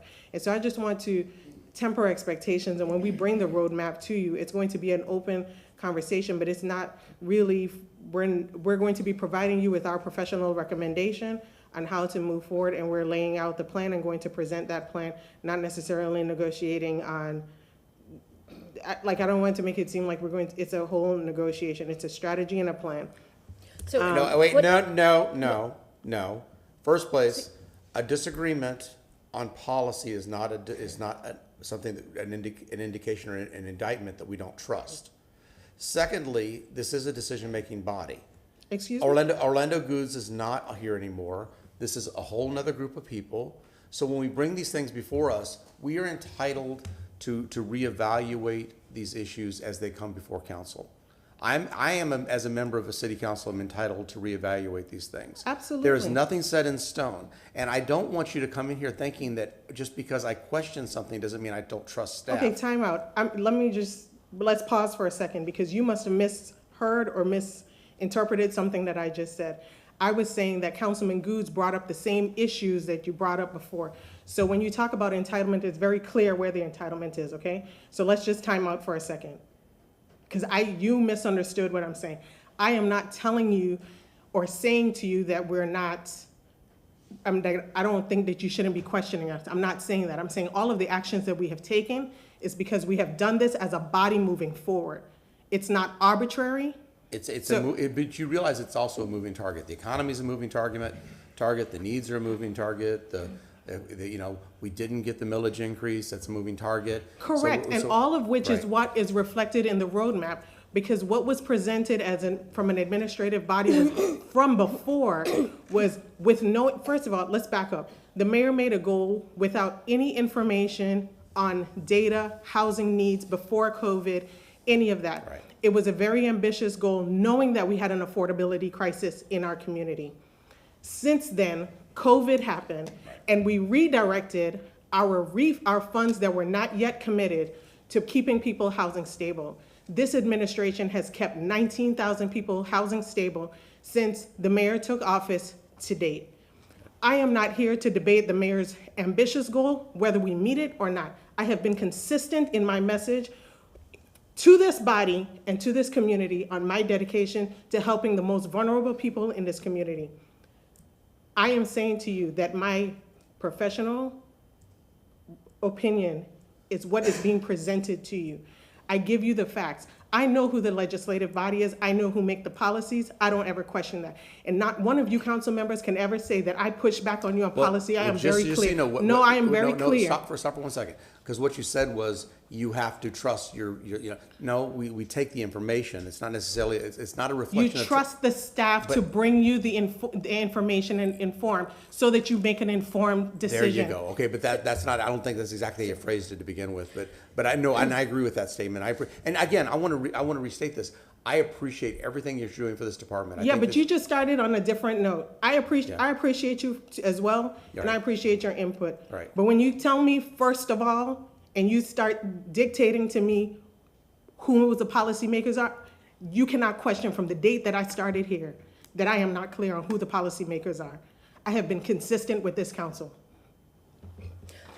I want to recommend what I've done since joining council, which is to do a monthly meeting with housing staff to learn. So I would recommend that if you have a lot of background information you want to know. I've learned a lot, and I've just had to take the onus on myself because we don't have enough time here on the dais to become experts. So you have to do the homework. So I would definitely recommend We have a motion from Councilmember Hurtak, second from Councilmember Carlson. This is to set to set a workshop February 29th, strictly just dedicated to housing. Yes. All in favor? Aye. Aye. Any opposed? All right. So that's changed to the calendar, Madam Clerk? Yes, because we have no meeting on the 29th on leap day or whatever. Let all be advised that a day that council was not meeting is now going to have a workshop scheduled for that day. Yes, sir. There will be 5 meetings in February, I believe. I don't know. Anyways, we didn't have a meeting, now we have a meeting, so. That's good. All right, thank you very much. Next up, we have item number 78. There was no request for staff. May I have a motion to move the resolution for 76? 76. We have a motion from Councilmember Vieira. Do we have a second? Second. Second from Councilmember Clendenin. All in favor? Aye. Item 77 goes with item 76. We did not request staff for this. May I have a motion to move the resolution for 77? We have a motion from Councilmember Clendenin, second from? Second? From? Vieira with the second. All in favor? Aye. All right, item number 78 is regarding fire rescue, and this is also in conjunction with number 8, which we did not vote on. Mr. Rojero has walked in the room. If you'd like to go ahead, sir, take it away. Thank you, Chair. Thank you, Council. Good afternoon. Dennis Rojero, Chief Financial Officer. Of course, this is a reimbursement resolution requested by Council for the 5 fire rescue facilities we've been discussing for a number of months. We have also provided a staff report. Again, that's the aforementioned item number 78, providing further detail. And apologies, they got separated on the agenda. If I could have the Elmo up. And let me know, please, when you can see it.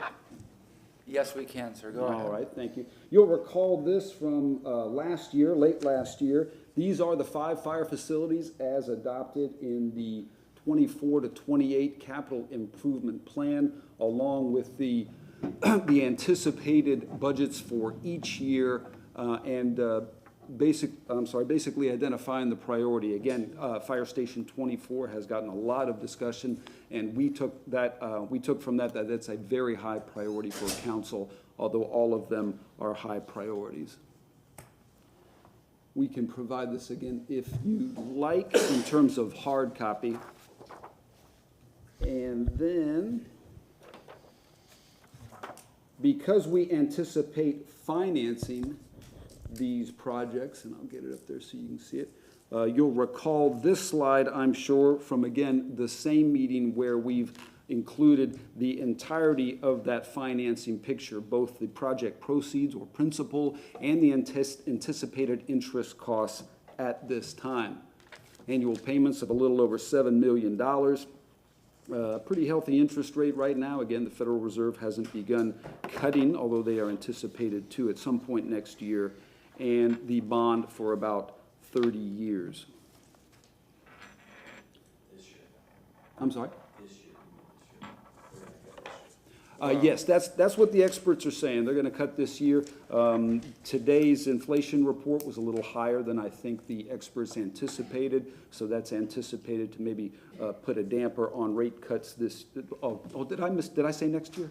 Yeah, okay, I apologize. I got to get myself into fiscal year or calendar year 2024, don't I? Next year is now. Yeah, that's right. Next year is now. People probably started running. What? Next year? So again, this is the overall complete picture. And if I could just kind of recap what a reimbursement resolution is for council and the public. We ask council to approve these from time to time. And it's important to stress right from the outset that this is not council issuing debt nor authorizing the administration to issue debt yet. That's a decision for city council in the future. We'll bring that to you. But what this does is implement this really a sound and proactive financial planning mechanism to give council and the city the flexibility to start spending money now on these 5 facilities rather than wait for the issuance of debt. You have heard bond counsel not too long ago come up here and explain why it's a good idea from a financial management perspective, and also share with you examples of some localities that for whatever reason haven't done this. And when they go to issue the debt, they've already started spending, they haven't done a reimbursement resolution, and they're out. They cannot reimburse themselves. I believe he provided an example of one locality that was about $5 million. So it's required by federal tax law if we want to take advantage of that flexibility. And again, it's very important to us that we provide you that flexibility to make the decisions you want to make when you think they're best made. I can answer any other questions. Councilman Vieira. I'm sorry, go ahead, yeah. Thank you very much. And Mr. Rogero, we've spoken a lot on this recently and had some communication. I really, really appreciate this. Want to make sure, in just some questions that some folks may have, and I see Donnie here with Local 754, with regards to if we support this, which I believe that we will, what assurances do we have that these funds are going to be spent on these 5 items, the 3 refurbished or replaced stations, maintenance facility, and fire station 24. What assurance do we have? Obviously, I'll motion that we have 120-day, whatever, updates on this just to make sure that we're on this, because this is a lot of money, this is a lot of trust from the public on something. But what assurances do we have in that regard, sir? Yeah, certainly. No, thank you. I appreciate that, and you're reading my mind in some respects. It's been approved as part of the capital improvement plan. Okay, so there's that.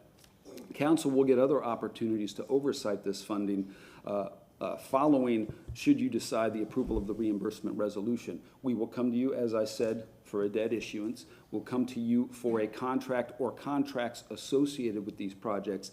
And then again, something of this amount and something of this priority, I would highly encourage some sort of periodic reporting.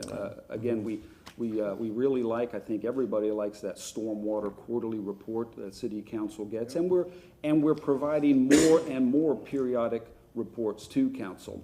Because it's been approved in the capital improvement program, and because for the current fiscal year, $20 million has been appropriated in this current fiscal year. I mean, fully budgeted. Again, the four out years could change, and often they do change. This funding can only be spent on the purpose council approves. We'd have to come back to you to spend it on something else. And thank you for that. So in other words, you can't take this money and spend it on quilted toilet paper at a rec center or something, right? As attractive as that sounds. Okay, great. No, sir. Right. Just making sure. And again, we know the answers to these questions, but this is something that's very important because this is a lot of money for a purpose that the public really, really supports, obviously. I believe the public supports that. Second, if I may, with regards to, for example, we spoke yesterday, $12 million allocated for land for the maintenance facility. Let's say you find something for $9 million. What happens to that $3 million? No, thank you. We've got a couple of, again, avenues built into this procedure, again, for flexibility. The $12 million is a perfect example. If we find, I think you said, if we find a piece of land for $3 million, well, the first thing we'll do is not spend the remaining funding. That's why these are not to exceed amounts. The contracts will be what the contracts will be. This is our best estimate, but by a number of professionals based on this point in time. Things happen. So the contracts we bring to you will be what they will be. In the best case scenario, they're less than we anticipated, but we will never spend more than what we're authorized, but we do like to leave ourselves and City Council some flexibility with those not to exceed amounts. And so if we authorize this number 8 and then number 78, so this allows the city of Tampa to begin to spend, and then in 9 months or so, you'll come back for the actual bonding resolution from City Council. Is that correct? Yes, sir. Okay, great. Yeah, and again, thank you for all your hard work, and obviously 754 is here. We appreciate all their amazing hard work on this. And, you know, for me, this is a real home run for public safety. You talked about the quarterly updates that we get on stormwater, for example. And for me, this is a similar, this is something that thinks big in an area where we need to think bigger. You know what I mean? Not just big, but bigger. And that is on the growth of the city. It kind of goes consistent with the public safety master plan for police and fire, which is as this city grows, we need to grow our public safety investments with it. You know, I had proposed a very small tax in 2023 that was going to be dedicated for police and fire. And again, it didn't get support, and that's fine. Nobody likes taxes. But I go that the need that I was trying to address, and that is not going away, so we have to look at other solutions to take care of that. And the needs that we're going to be looking at are 3 fire stations to be refurbished or replaced. I recently went to Fire Station 9 in West Tampa, which I'm no engineer, I'm no expert on this stuff, but that fire station, to say, it saw better days 40 years ago. You know what I mean? And I wouldn't be surprised if that station doesn't get entirely replaced. And the good thing is, as I've discussed with some folks, is this plan can take a station for West Tampa, for example, an area that is growing tremendously, and not just meet the present footprint of that. It's that my hope is that it doesn't, if it gets replaced, it doesn't just meet the present footprint, but that it expands for more men and women to come in, more vehicles to come in, for a growing West Tampa and for other areas. This also gives a new fire station for North Tampa. Was talking to some folks in the neighborhood about that yesterday. That's very, very pivotal, in a maintenance facility. So that's important. So what I suggest we do at this time is a couple of things, is to move this forward today, motion for a quarterly update for this, just like we do with stormwater. And something else, by the way, has anybody on council made a motion on the automotive vehicle locator in CAD? Councilwoman Hurtak, was that you or Mr. Clendenin on the CAD system? Do you remember that?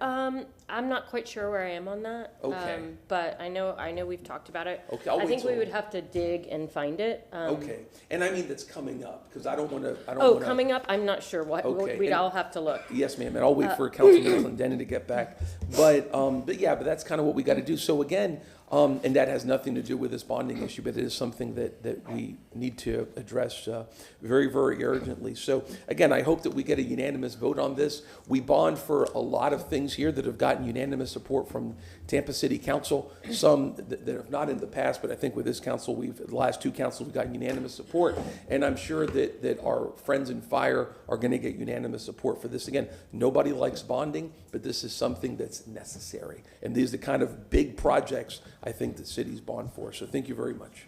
Councilmember Hurtak, Councilmember Carlson. Yeah, I think this is way premature. Like, I'm certainly not ready to vote on this, that we're not ready. I talked to Mr. O'Hara about getting a breakdown for how much each of these things is going to cost and when we expect it to be shovel ready, because I think that putting all of this on the table right now is too much. I've even talked to fire. I'm sorry to interrupt you, ma'am. I think you're out of the office. I probably when was. I did share this, I don't know if this answers your question. Again, this stems from the adoption of the CIP and our workshop, Awesome. I think back in October. So I apologize. You were. Thank you. I apologize. We No don't worries. have breaks, so I had to run to the ladies. But Understood. if you want to keep this up, so personally for me, it's not saying that we don't want to do it, but I think that putting $200 million in right now, the other thing I'm very concerned about is what our debt ratio looks like. Do we have one of those charts about where we are? You always bring them with the budget. They're very nice. They show how much debt we have and when we're going to get rid of it. I think we need to take a look at that. I would love, I'm glad you brought this information. I'm glad we're talking about this, but I would love to see what that looks like. Because right now, this has a wonderful number of 116 million, which is really feasible, honestly. I mean, it's kind of crazy to say that, but we have a $1.9 billion budget. So this is actually very feasible. What's scary is the fact that the interest is almost double this. So my concern is... Again, I don't mean to interrupt. Perhaps you might have also been out of the room when I said No, this. but it's almost double. So if we're able to maybe do smaller chunks by the year and plan, this is my concern, and that's why I really would love to see I see the specific cost. If you could go back to that specific cost one and really look at it. Fire Station 6, it looks like it's going to cost $26 million. And $19 million to build it seems, I think I want a little more detail on that, like what you expect to be building. Does that include equipment? Like what are we talking about when we're talking about these numbers? So I'd like a little bit of a breakdown for each of these stations and maintenance and supply. And then I'd like to see where we are as a city with our debt and how we can make sure we get this done correctly, but then don't saddle the citizens with so much debt right away that we can't do other things we need to get done. This has to get done, but $20 million in one fell swoop when we could do smaller debt is something I'd really like to look at. And I'm sorry if I may just again to clarify, so we're all on the same page. We will be coming to you with that debt ratio and an extensive debt presentation in 2 weeks on the 25th. Both general fund, enterprise funds, citywide, because it is important to know, and we do publish it in the budget, and we do publish it in our financial statements, but we rarely talk about it in less detailed terms, both for council and the general public. We're looking forward to that presentation because we're interested in debt. Secondly, if I could. As you stated, there is a significant interest cost associated with this. One of the reasons we present it like this, though, again, is to give council and the public the big picture. In real life, we will probably end up doing exactly what you described, issuing individual financing instruments based on where we're at in the process for each of these facilities. And just as an example, Fire Station number 10, you see. And again, I reiterate, this is an aggressive schedule, but big spending on that isn't anticipated to occur any earlier than 2027. So we would not issue debt for that particular project right now because then we're sitting on interest, not spending the money. Yeah. But so we will we do anticipate doing individual debt issuances and then rolling it up into one large bond. So your comments are well received. We will do this incrementally, and again, we'll do this, or we will recommend this whenever council's ready. Carlson. Yes, sir? I just wanted to say that I really look forward to seeing the current bond things before this, because we all support building these fire stations, but I really feel like I need to know, and the public needs to know, and even when I talk to the firefighters, they want to know, like, why is this so much money? Where are we looking? The interest rate and how we can make sure we're doing this responsibly, because here's the thing, that's just these 5. We're going to need to continue this down the line to fix our other fire stations. So we need to create something that's going to be able to be redone year in and year out until we've maintained and updated all of those fire stations. Understood. And again, just to clarify, this is not a debt issue. We're not asking council to issue debt right now. Okay. Thank you. Yes, sir. Thank you. And I have the same, and you and I have spoken, Mr. Harrow and I have Yes, spoken privately about this too, but like my colleagues, but I have the same concerns my colleagues have. On January 25th, as he said, there's an item that I put on the agenda and you all agreed to put on there, which is to talk about all the bonding. I think it's absolutely necessary that we talk about that in the ratios. We talk about the reserve fund ratio for keeping our high bond ratings, but we need to look at overall about what our debt is, and we cannot borrow our way out of this. We can't say, screw the next council, screw the next mayor, screw the next. We have to make sure that we're making good decisions now for that will be for the long term of our city. Just because the tax passed doesn't mean that we should find money for everything in other ways. Keep in mind, and this goes back kind of to the issue that we were talking about a little while ago, as we've talked to staff haven't always been forthright with us. Sometimes they flat out have told us things that weren't true. Not you, but others have done that. And it's difficult because the really good staff people who are telling the truth get hit sometimes with our concerns about the staff who don't tell the truth. And you know, I've taken my concerns about that to the mayor personally and to the chief of staff, and they don't always do anything about it. And an example was that Councilmember Vieira for years was trying to get a new station, and more than a year ago we approved $15 million, and that money was moved without telling us, and that never should have happened. We should not. There should not have been the ability to move money without letting us know. We thought that it was going for a fire station, and we found out in the next budgeting process that hadn't been spent. 2 or 3 years ago, $2.5 million was allocated at the request of Chair Maniscalco for a park, and we found out a year later it wasn't spent. Tampa Union Station, we allocated $2.5 million. The thing is being eaten up by termites, and nobody's put a 10 on it yet. And we cannot, by charter, force the administration to do something, but they certainly shouldn't have the right to move money into something else. And I really want, I don't know if anybody is on from legal, but I want legal to really tell us to make sure that we, that there are going to be disclosures and that this money can't be spent on anything else. The other part of that question is, if a project ends up not being 20 million, it's only 18, can money be shifted between projects, or is it only this amount for these projects? And sorry that we have to be really clear, because in the past, as I was telling you the other day, in the past, we've approved CIP, and folks said, well, you're not really approving it, you're not going to approve it until you get the contract, similar to what you said a little while ago. And then before the contract comes, an RFP goes out, and we say, what are you talking about? Where did this come from? They said, well, you already approved it, the CIP. No, we didn't approve it. We just approved an initial budget. Oh, no, you guys approved it. But when we approved the CIP, they said, no, you're not really approving it. And so we want to make sure that there's not a hat trick here, and that we and the public understand what's happening. And so I think we need to make sure the money can't be moved to something else, and we need to make sure there's disclosures if money is moved around. And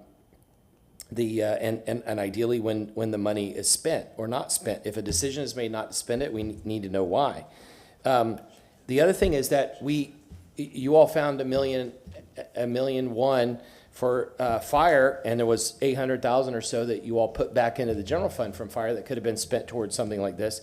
I think we're expecting a surplus this year over what we had estimated. We had, I don't know if we put it on the agenda, but we talked about what would we do with a surplus if we have one. City Council would like to be involved in that. We would not just like to approve something. You said that if the money is spent on something else, in answering Councilmember Vieira, you said the money is spent something else, City Council would have to approve it. Well, apparently we approved spending that $15 million for the fire station on something else, but nobody told us that that was the money that had been allocated for the fire station. We just approved moving it somewhere else. So we need to make sure that there are plenty of disclosures in this. But I'd like to make sure, because I'm very against debt, I'd like to make sure that any surplus we have overall is first applied toward this, so we don't have to take on the debt. Because you all see that the interest is like double whatever the principal is. Yeah, I think that's, but thank you for working with us. Anybody from legal who can tell us about whether there are ironclad guarantees that this money can't be spent on anything else? Yes, sir. Are you coming up to answer? Oh, Justin Urbanski, Legal Department. You know, all I can say is that these are in the CIP, and there's a commitment that we do these projects, the CIP that you guys have approved. And if you don't mind, I can add on to that. There's that. Of course, again, I hope you know my intent is always to do what council has approved and directed. One of the many safeguards associated with the financing associated with these projects will be bond covenants. Okay, we will be legally prohibited from spending it on anything other than we finance this funding for, and that'll be contained within the bond covenants. That when we get to that part, the official statement, et cetera, that will be part of our presentation to City Council for each of the debt issuances. Secondly, of course, as Mr. Vasky said, it is approved in the capital improvement project. It takes City Council either typically not in the year, but going into the next year and the next 5-year capital improvement program, it takes City Council to change that capital improvement program. Now, to your point, Councilman, and if it's been an oversight on my part, I certainly apologize. Sometimes changes aren't emphasized from my perspective, not through any ill intent, but it's a big capital improvement program, and it's a big budget. So sometimes changes from one year to the other aren't emphasized, and we'll look at that going forward and make sure we're bringing to your attention what we think you ought to know. I get it. It's a lot of information within a somewhat compressed budget process. But we will be, when the contract is signed and or the debt is issued, we will be legally required to spend the funding only on what's been approved. If I can answer, you had another question, can it be moved within the projects? It can if we come to council and have council make that change, and again, that will be associated with the contract. Thank you. Councilmember Vieira? I'm sorry, go ahead. Okay, I know, so a couple of things in response. First off, we have a representative of the union here. Do you want to say anything, or just before I speak? I don't know if. Get out of your way, sir. Oh, you're good. Good afternoon, Council. Don Snipes, Vice President, Union. As we've spoke, it's been years that we have been coming in front of the council. Former President Joe Greco is here. President Stocco's been taking the share of it now. These are all critical needs for the fire department. Incidentally, January is the IAFF's Firefighter Cancer Awareness Month. The facilities that we have, over half of them are more than twice past their age of usability. Another 8 are within 10 years of being past their usability. These critical needs for the firefighters' health, safety, and wellness in order to provide the services to the community are necessary. It's been put off way too long. The firefighters know it. The administration knows it. This morning, the administration released news media footage saying that they are aligned with building new fire facilities. They are aligned with adding firefighters and fire apparatus. So we just ask that if the bonding process is there, it's happened in the past, we've talked about it prior, that we built 5 and 6 stations at 20-year marks throughout the city's time. It's time for us to do the same thing. These needs are needs that are yesterday's needs. The more we push it into the future, we already know It's been brought up, even if we were to approve this and we start in the next 8-10 months, the first doors on any new fire facility is probably 18 months away.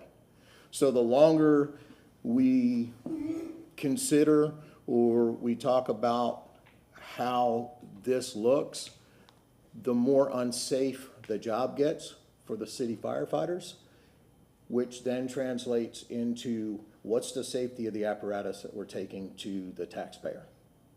So we just asked from the union stance, we appreciate Councilman Vieira being the chair. He has taken heat from every side over the years on this. We appreciate everything you do. We appreciate everything that you all consider as the council. The staff, how much time and energy they put into it, but it looks like everybody's goals are aligning, including the administration, the staff, the firefighters, the union. Everybody wants to come to some type of finish line, and that's all we ask. We ask that you consider the health, safety, and wellness, not only of the citizens, but the firefighters that are living in these facilities that are way outdated and are critical infrastructure that we need to take care of now.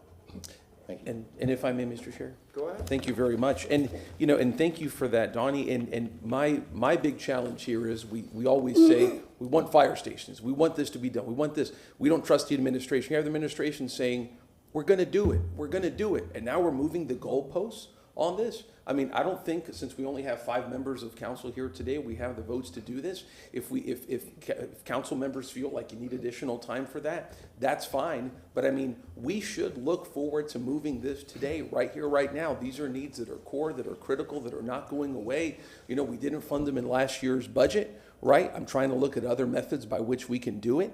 And I hope and yes, pray that we do that. I mean, we bonded for Hannah. We bonded for the East Tampa Rec Center. We bond. And yet now fiscal conservatism, right, is going to come up at this point on this issue. So I would respectfully urge folks to reconsider, especially in light of this right here, which has all of the spending priorities apportioned year by year. This is not some sort of fiscally indulgent thing. This is something that has core critical needs that are identified with an available source to fund them. Other sources that we funded things like a building for City of Tampa employees and a new park, and yet we're not going to do it for firefighters. You know, I don't find that acceptable. So, I mean, I'd like to hear, I don't know how Councilman Clendenin, Chair. I'm gonna support you. So. No. Well, and I don't know, I'm saying so that I can know what the votes are and all that kind of stuff. We got one here, but we still have more discussion. Yes, ma'am. Councilmember Hurtak and then Councilmember Because Carlson. this is a lot of money. Go ahead. Sure. And the other issue is when I looked at this, number 8 included, for some reason, the Community Land Trust for $64 million. This wasn't just the fire. It had other things in it as well. So this is why you're saying this is all for fire, and I'm showing fire, you're showing fire, but in your list of things that was going to be part of this bond, you included $64 million for Community Land Trust, which then when I talked to housing said that wasn't even all for Community Land Trust, and it was a different number. So that's why I asked for a breakdown of the things that were on the list, and this is only 5 of them when there were, I think, 9 items on the list. Oh, I have that. I thought your emphasis was on the 5 projects. It is, but I have the others. Yeah, so I would like to see all of it, because if you're telling me that 116 million, I mean, even in the information you gave us, you said it was all going to be 200 million, including interest, but it also included about 4 more things. And if I may, I can go to the Elmo again. Again, apologies for any confusion. In the staff report, what we tried to provide council and the public was the big picture of reimbursement resolutions. What you see here is the reimbursement resolution that were approved in late 2022. This is the $80 million for these various projects. Again, and again, apologies if it was confusing, wanted to offer council and the public what we've done in the recent past for a reimbursement resolution. What we're asking for with this particular reimbursement resolution, and it is confined to those 5 fire facilities.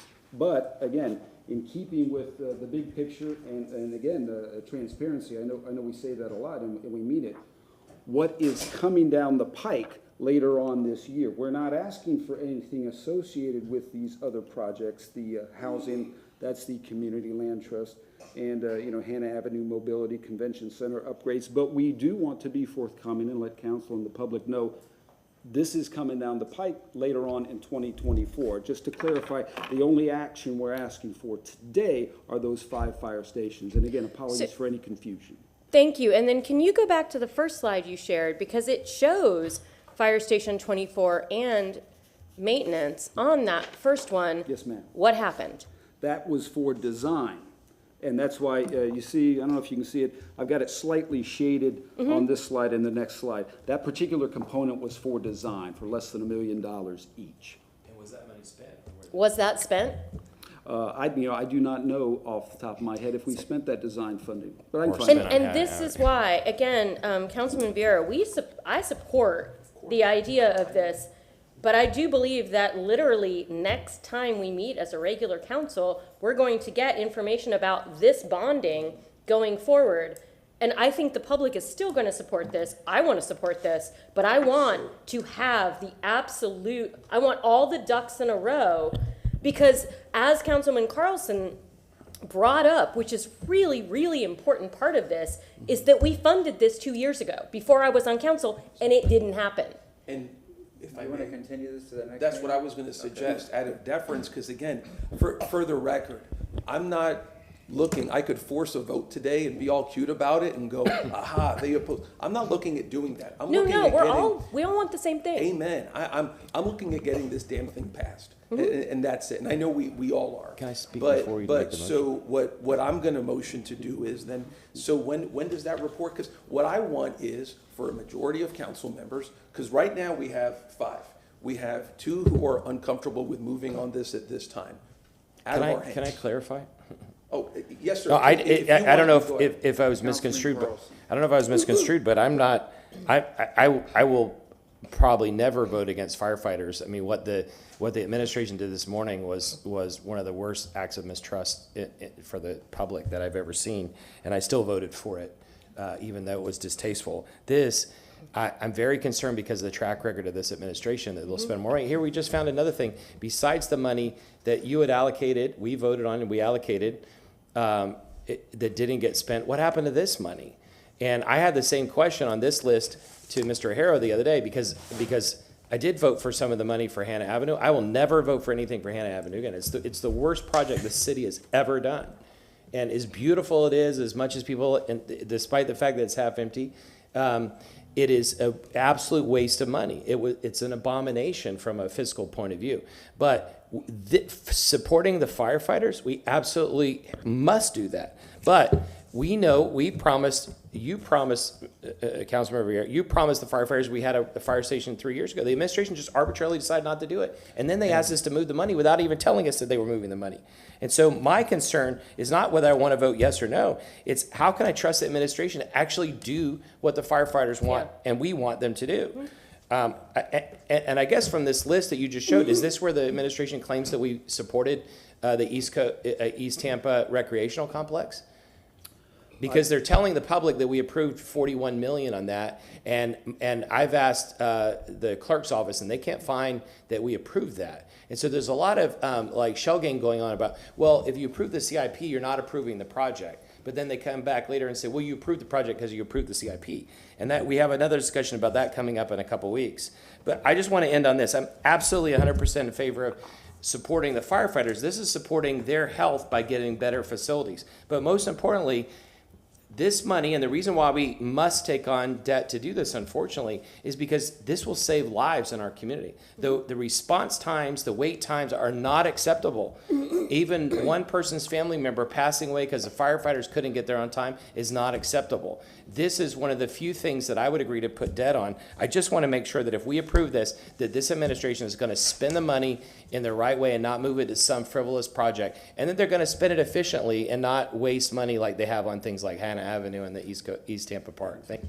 Councilman Vieira, you had a motion? Yes, and I do, and I want to respond to that, which is, I could force a vote today and play politics with this.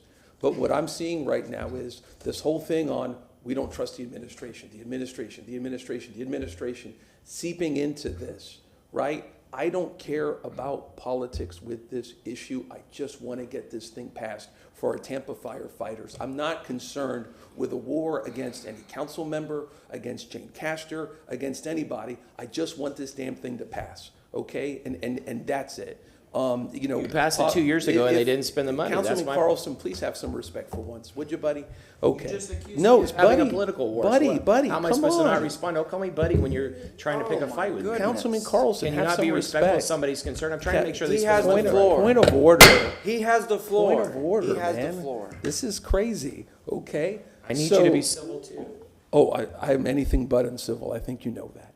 So, like I was saying, we should not be playing politics with this. You just did it again. And- What are you talking about? Councilman, He has the floor. guys, are you tired? I'm asking to make sure they spend the money the right way. You're calling me Tampa City political. Council running like a vehicle that hasn't had an oil change in 2 You're years? the one that just started it. Enough, It is enough, painful to enough. Let's get this painful to meeting watch done. and even more painful to listen to.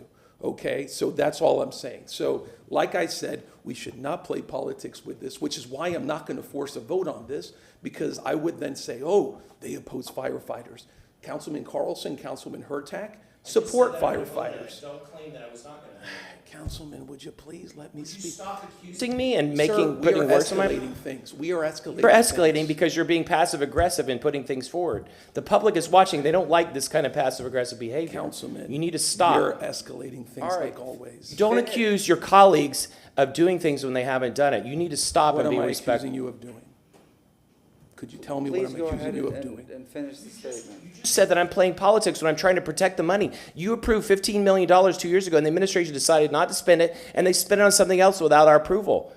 You don't think that's a portrayal of trust, so you call me playing politics because I'm concerned about that? All I want And to I just do- said I would vote on this anyway if you make a Like motion. I said, all I want to do is to get this thing passed, Councilman. And for the record, Councilman Carlson, I promise you, I'm not out to get you. I'm not adverse to you in this or anything of that nature. I respect you, just like I think you respect me. And this is a situation, sir, that has, in between you and I right now, become escalated, and we need to de-escalate things as two people that get along. I get along with you. I really, really do. I mean that 110%. I respect you. I respect the last campaign that you had where you had one heck of a tough opponent. You came out swinging and came out on top. I want to work with you on this. You have my word of honor as a gentleman on that, sir. Okay? Do you accept that? I would very much like to get along with you as well. I'd like to not have the passive-aggressive attacks, please.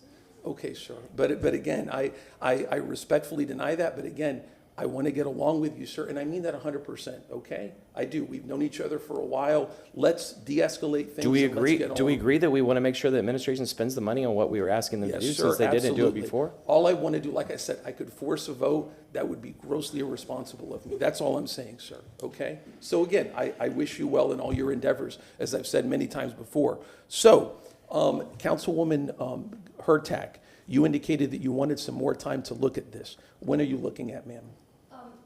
All I want is for us to wait until the next council session, which is January 25th, when the chief financial officer is going to report to council on the bonding capacity of the city, the current bond outstanding, the timeline and cost, potential bonding with enterprise funds, bonding potential with general funds, cash flow impact of new bonding, and further impact and inputs to bond rates. So basically, he's going to come back with all of the things he listed and what it would look like when we bond. I want to support this, but I want everyone. Yes. I want the public to have that information before we get started. And because of the fact that prior money that was put into building a fire station wasn't used, I would like much smaller resolutions focused on one item at a time or 1 year at a time. That's where I'm leaning. Sure, and I appreciate that, and I do want to again address 24, which is, I think that when this passed in the budget, no one on city council, everyone talks about it right now as if it was some big thing in the budget. It wasn't. I'll give you all very briefly the history of Station 24, which is, it was originally going to be in New Tampa, then we instead decided to go under Joe Greco for Station 25 in Sulphur Springs, put that on hold. Then new data arose and said, well, 24 should be in North Tampa as opposed to New Tampa. So again, I just for the record, as the person who has this, if we pass 24, this will be the third fire station that we've been able to get in my district, at or near my district, that I've been working on the mayor with. So I know the history of that very, very well. And I just want, narratives not to become reality. However, again, Councilwoman Hurtak, that's 100% fine. And what I would urge the union to do is to please work with the council members who have spoken and have some concerns on this, so that we can get not just to a majority vote, but to unanimous vote, because all city council members, I think, support this. So if I may, I will motion to have this continued to, I believe it was January 25th. And if I could add an amendment to include the itemized, the reason these are so expensive. There's been a lot of gossip about the expense and why. The size of the fire stations. I've heard from different people that it's going to be 10,000 square feet at $800 a square foot, and just all of this. So I want to know the estimates for all of this, so that we can look at it reasonably to see. And again, I'm much more interested in a much narrower budget scope because of what's happened in the past, and because we're going to have to keep our eye on it a lot closer. And that's just the reality, because what happened last time is they had all those things at once and they moved money. That's what happened. And we don't want that to happen again. And if I may, Mr. Chair, that can be part of a discussion with staff. And again, we're going to get something to Tampa firefighters. We're going to get something big passed, right? And if people have to get more information to feel comfortable on that, I respect that 110%. So I make that motion if I may. Second.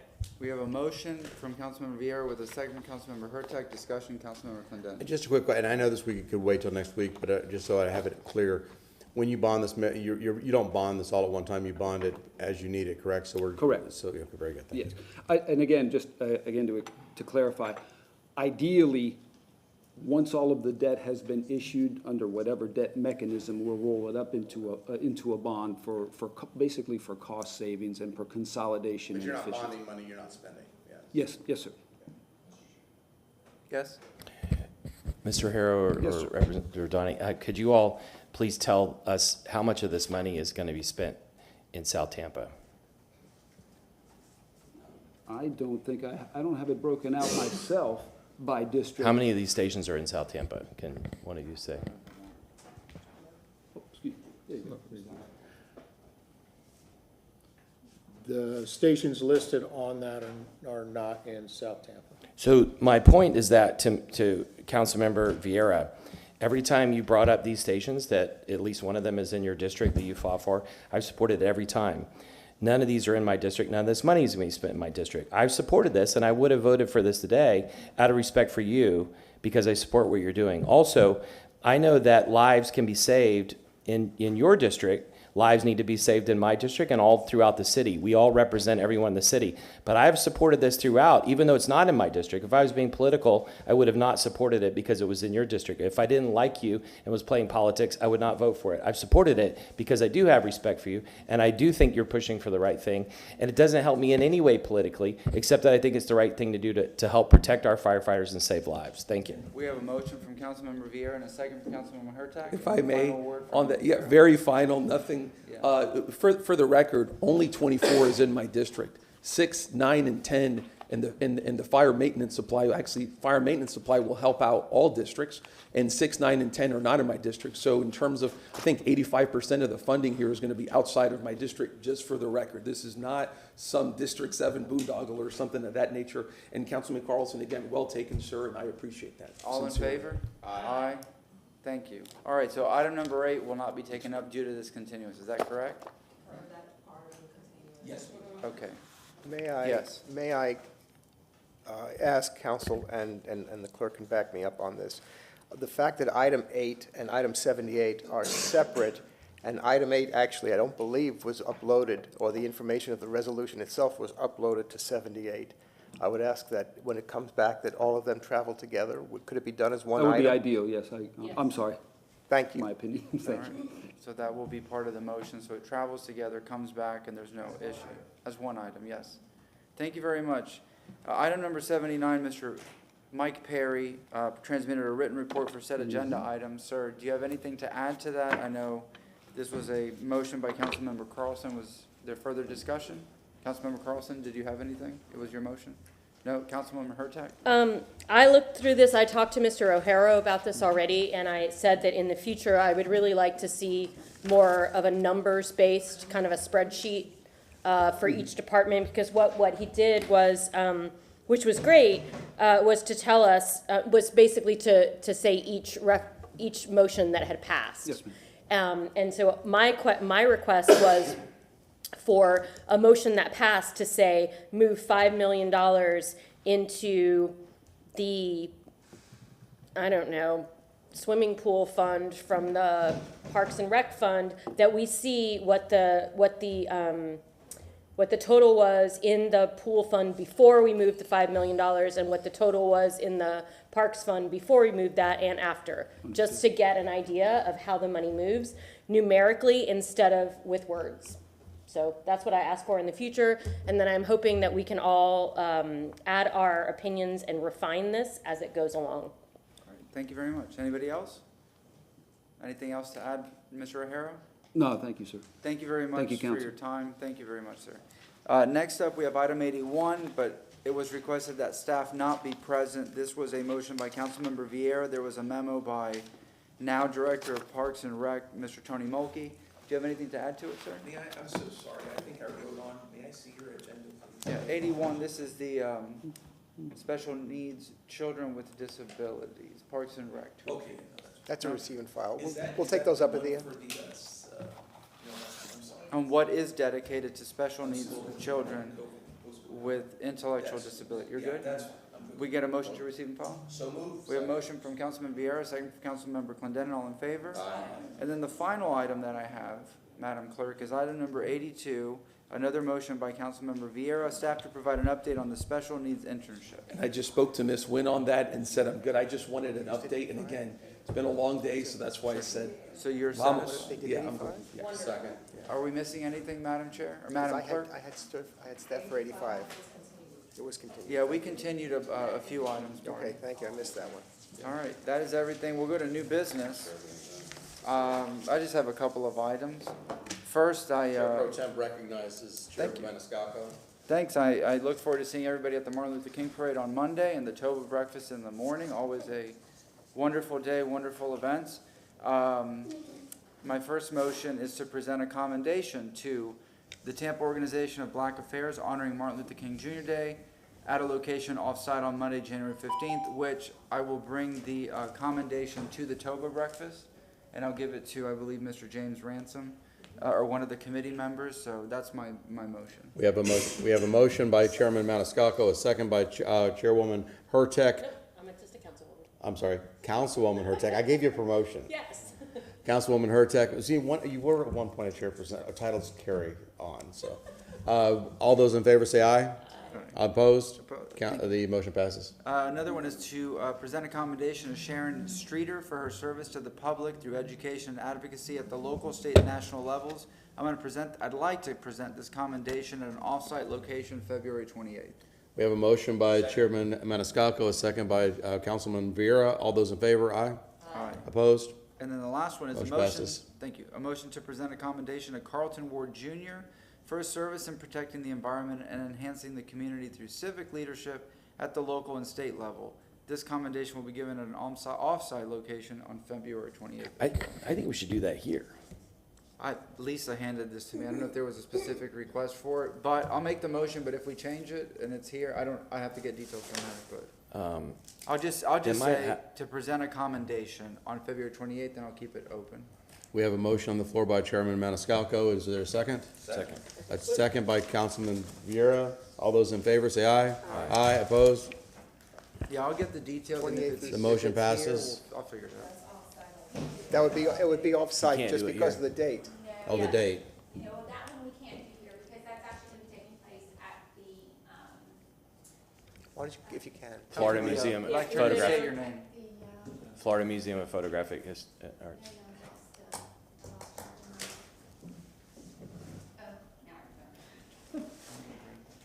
Yes, ma'am. yes. No, State your that, name. Lisa Edwards, that can't take place here because that's gonna take place at the League of Women Voters Achievement Luncheon. So that's where those, Thank you for the those two clarification. people are gonna be recognized at. Thank you for the clarification. Yeah, just so the public knows, besides the fact that he's a great photographer, Yep. and there's an exhibit of his work at the Florida Museum of Photographic Arts that's now in Ybor. He also single-handedly came up with the idea and put together the Florida Wildlife Corridor that is a contiguous piece of land from the Everglades all the way up to the Panhandle to allow wildlife to go through.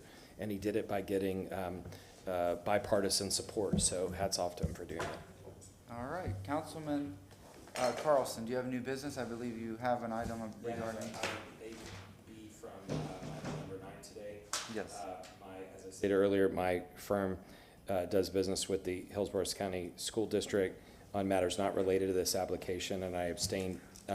We don't do any business related to the city, but I just abstain to avoid the appearance of a potential conflict. All right, we have a motion to receive and file from Councilmember Carlson. Do we have a second?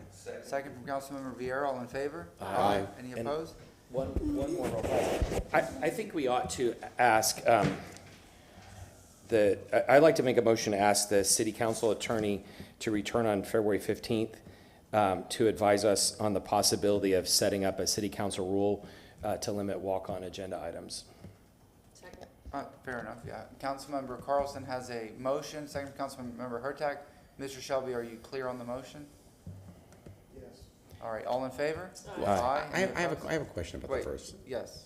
So we have the ability to deny them anyway, right? So it's always on our court. But at least it sets an expectation, but if you notice, I didn't set any specific criteria because although he can't tell us what each other is saying, he can listen and take input and come up with a recommendation. So each of you can talk to him individually and give him your input on it. Okay. Mr. Shelby? The way I understand the motion is we can have specific criteria, but the thing is, you're absolutely correct, Councilman Clendenin. The purpose of the approval of the agenda is for council to actually, Somebody could ask and we could just say no. well, generally, yes, it's, Yeah. yes. If it doesn't go through the on-base process, that allows the administration multiple sign-offs until it goes to the mayor's office and then shows up on your agenda the way it's structured now.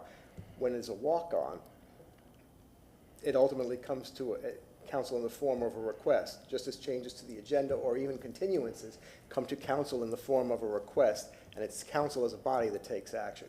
So the question is, what it sounds like you're looking for, and correct me if I'm wrong, is a policy that gives notice to, let's say, the administration or third parties that council discourages walk-ons within a certain, unless there's a certain parameter, you know, health, safety, and welfare, financial exigency and the like. It gives us the ability to say, the administration will know there's an expectation, but it gives us the ability to tell people, hey, don't ask us for a walk-on because. And it also, and what it also does, it also gives council a consistent policy so that each council member knows that if somebody comes to them saying, you know, I'd like you to walk this on, that at least the council as a body will then have had a discussion. Yeah, I and a could just see that there, let's say there's a natural disaster or emergency or, you know, I mean, I could see some weird circumstances where we want to. I think that's the kind of input we could give him and could put that in there. Okay, February yeah, 15th. okay, very good. Councilmember Vieira? No, I mean, I'll support it, but again, the parameters from here are gonna be very important. For example, with the Tampa fire, I think I got that information on Friday, 6 days ago when I was in bed with COVID. And you know, that was something I was glad to do. But again, if there have been other walk-ons that have been had that maybe are preventable, and I'm glad to have guidelines in that regard. But what this would have done is then Chief of Staff would have known in December that he didn't have the option of doing a walk-on, that he had to get us in December to put this on the agenda. And so that's that would have affected how they proceeded with it. And so it's just, anyway, we can. February 15th, it'll be you'll have the We'll have a report longer for- And conversation. I'm certainly going to reach out and get input from the council members. Yeah. And again, what it'll be is for council's discussion, if you want to tweak it, if you want to change it, if you want to, Yeah, fair enough. whatever you wish to do with it. It's your rules, it's your meeting. Yes, sir. Yes, yes, or anything else? Oh, did we vote on it? Yeah. All them, it was unanimous, correct? Yeah. Was it? Let's Okay. take another vote. We have a motion from Councilmember Carlson. Who was the second? I did. Second from Councilmember Hurtak. All in favor? Aye. Any opposed? I'm not going to make a motion on this, but when I first started, I made a motion regarding a Cuba policy. Subsequently, Councilmember Vieira made one, and he made another one on Afghanistan. It ended up being big public discussions about foreign policy, which City Council has nothing to do with. I'm not going to make a motion, but I wish we had a policy that said that we don't pass resolutions that have nothing to do with our jurisdiction. And you all can think about that, but I would, on some recent issues, I've been talking to all sides, and there's no easy solution to anything, but there are organizations, go back to housing or whatever, there are organizations where they want resolutions from different cities or counties so that they can go back to their head office and say, look at all these resolutions we have, even though a resolution has no impact. And I think we need some guidance at some point about what kind of resolutions.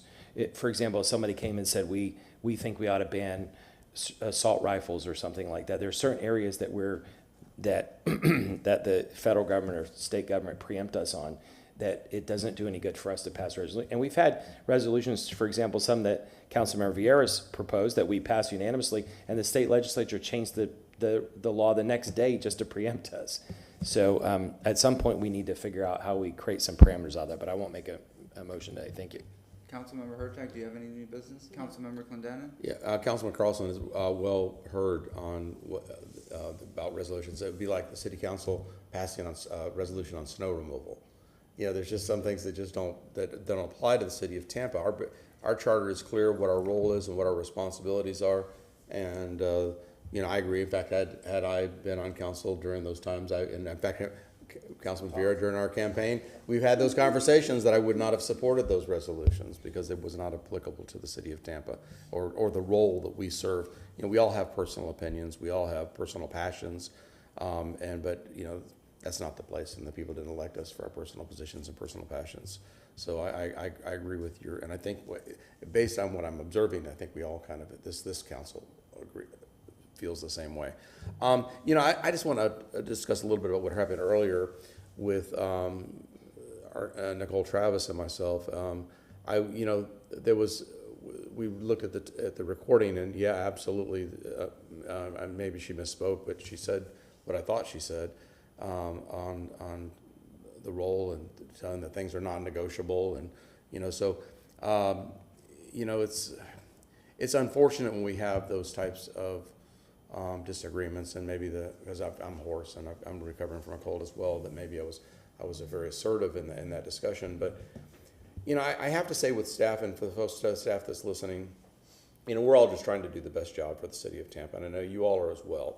And I've had this conversation. In fact, I've had this conversation with Ms. Travis, that when you walk into those glass doors, that you're not in the world of policy anymore. You're in the world of politics. So so we're dealing with a lot of politics. This was a hot button issue, and as we were having this discussion, I really didn't feel like I was making my point was coming through. I had this new business, which by the way you can ignore, clerk. I'm not introducing that resolution because it was incorporated into the other discussion. I was prepared to have this new business talking about housing, which was a catalyst from that Olivia George article, and concern about, and because I've gotten inquiries from the press, which I have not responded to. I've had inquiries from and discussions with other interested parties about this issue. And so I really wanted to have that public discussion, comprehensive public discussion. During that discussion, it was brought up that there's a comprehensive housing report that's issued quarterly. I've never seen that. I even asked my aide, "Do we get this?" And he said no. So I've never once received that report. Does anybody else get that report? Yeah, she presents it. But I've never gotten a copy of a report. It's never come in a report, that as far as I know. It should be in Have y'all seen it? agendas. Yeah. I mean, I don't know when. Yeah. Well, but I think the discussion that I want, and I understand her presentations that she's made, but I really want, what I wanted in this discussion, in this workshop, is really talking about a return on investment. Because we have limited amounts in our $2 billion budget, we have a limited amount of money to spend on, and as we're looking at like these fire stations and other things that are coming before us, what are we getting? And again, I go back to that Tampa Bay Times article. I think we need to be cognizant of what the public is seeing, and we need to have answers that I don't. And I guess my point is, I don't have the answers. I don't know. I don't have that information. So when somebody comes to me and says, we're spending X amount of dollars, or we promised 10,000 units, which I know is a political discussion, and by the way, I really appreciate Councilman Carlson when you said we should probably take that off the table. I think that's a get out of jail free card, and I think it's well said, and I think the city administration and this council should probably move forward on that it was an arbitrary goal, and let's stop talking. Yeah, let's stop talking about it. But I do want to know how much money are we spending?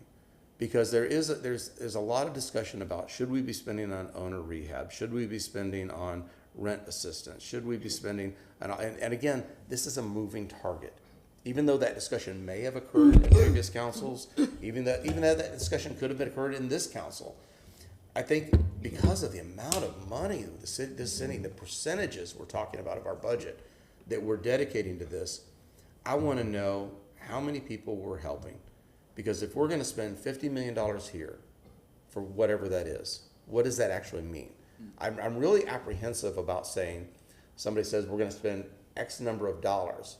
I would much rather have a very specific proposal be brought to us and said, we're going to build 750 units, and it's going to service this much percentage of AMI, and this is what, and we're going to spend this much tax dollars on this particular project, and really understand that rather than saying I'm going to spend $100 million on affordable housing, because what am I getting? Am I getting 10 mansions? I mean, again, I think what really brought this up was when we were talking about that project the other day, and we're $350,000 request for subsidies per unit, and I started thinking, well, how does this translate to other projects that are in the city? And so it really highlighted it to me that maybe we have a problem, and us as the check and balance, fiduciary check and balance of the city, I think it's incumbent on us to really, really, truly understand and dig deep and know what we're getting for our dollars. Well, I would say that I would recommend, I've got some books for you. You've got to do the work. You have to do the homework. Because even as much of the work as I've done, I still don't understand. And that was kind of my point after that CRA meeting. How do we spend that money? Right. And so I actually called up Mr. Drumgo and said, I want to start monthly meetings with you so you can teach me how the funding apparatus works. Mm-hmm. Because I want to know, for me, if it makes sense. And I'm not going to be a housing, I'm not going to know everything about housing, but, just... So it's incumbent upon us to ask those questions to staff and to others, and to grab a book, and there's no way to know it all. And like Councilman Carlson said, it's a moving target. But yes, we need to have, that's why having that workshop is so important, where we really think about how we spend the money, because it's even more so than anything else. That is what we heard on the campaign trail. That is what we've heard from the public. They want housing. Well, I think I want to go back. I think you hear that, and there is a portion of our population we do hear that from. But you move into Councilman Carlson's district, they're talking about potholes, they're talking about roads, they're talking about sidewalks, they're talking about, there's a lot of traffic, they're talking about bike lanes, there's a lot of other things that people are talking about. I think you move to New Tampa, I think you'd hear a lot of other discussions about what the concerns are up there. So I think that we have to look at this this policy as a comprehensive policy for the entire city. While we have needs and specific needs in certain communities, we still have to have a comprehensive overview of how we're spending the city taxpayer money across the city of Tampa. And I very much appreciate the fact this meeting on the 29th, I think it's woefully needed. Yep. I think it's overdue. And I want to press upon the point that I didn't feel like in the earlier discussion that my point of what the amount of information that I wanted in that meeting was really breaking through the ice. I felt like I wasn't being heard. So, Yes?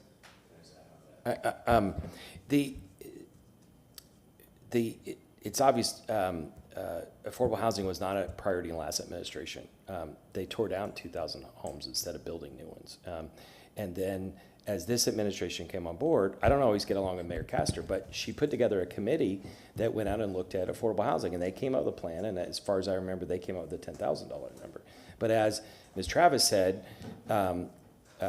if you don't have 20, 30 years of experience, you're a layperson. I've got a lot of experience in affordable housing, but I don't know, I know a small part of what they know. And most of the people on that committee were lay people who didn't really have experience. And so I think that's where that goal came from. And the mayor wanted to take the recommendations of that committee. There was a different staff at that time too that this mayor had inherited. What's happened since is that Nicole came on, and I think Nicole is one of the best public administration people I've ever worked with. She's got integrity, she's brilliant, and the mayor hired her. So hats off to the mayor for hiring her. And she brought in Kayon, who's brilliant at housing. She's brought in Elise, she's brought in Javier, a whole great team of people who are real experts, top of their game. But the team has really only been formed in the last year. And so, we spent the first 3 years, part of it going through COVID, and part of it recovering from not having anything before. And now I think it's an opportunity for the mayor to reset, hopefully in collaboration with council, working with excellent staff. And maybe on that date, this is when we can hit the reset button and say, okay, now we all agree on what the new goals are, what everything is, and hopefully the staff's brilliance will be able to shine, and we'll be able to collaborate on that day. And so as much as we sometimes have to disagree with staff, sometimes because they deserve it, but sometimes they don't. And when we get frustrated because of maybe how we've been treated on other things, and I'm guilty of that, and I apologize all the time to staff if I do that. But I want to make sure that we keep the brilliant staff people, because we really need them. Our community needs them going forward. Every single person who works here is earning less than they would be in the private sector, and they're making that sacrifice because they know they want to help the community just like we do. Thank you. We don't know anything about earning less than the private sector, do we? Councilman Vieira, do you have any new business? Yes, just one, actually, no, two really quick if I may, but I also do want to comment on the issue regarding resolutions. I just very, very briefly, I would say the Afghanistan one was on refugees. Now, I want to be clear, I wasn't doing one on the war in Afghanistan or anything of that nature.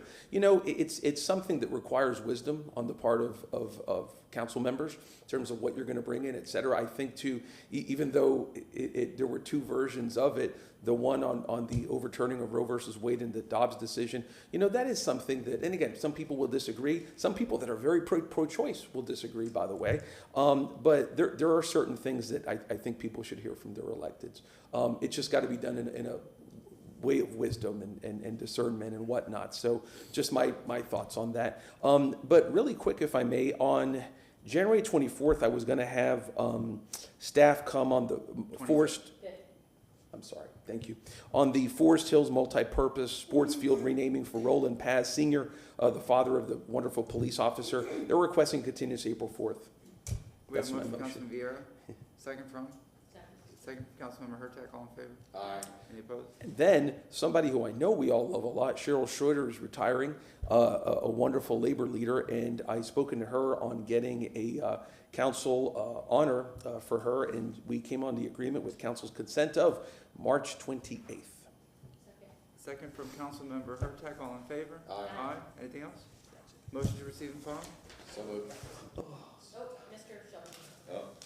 Go ahead, sir. With council's discussion on February 15th regarding walk-on items, just as a follow-up to your special discussion meeting, I will work with Ms. Lucas and Ms. Edwards to synthesize what was that abbreviated discussion, to come back with some suggestions as a consensus for council's consideration about things that we can agree on to adjust your order of business and the like, to be able And will to... you to speak to each of us individually to get our thoughts? Yes, that's a good idea. Yeah. Okay. Is that it? Yes. Very good. Just We to have let a you know. motion No, to don't need a receive- motion. No, we have a motion to receive and file from Oh, yes, Councilmember that's Clendenin, and a second from Councilman Vieira. All in favor? I'm so glad we spent this time together. Yes, we are adjourned. black can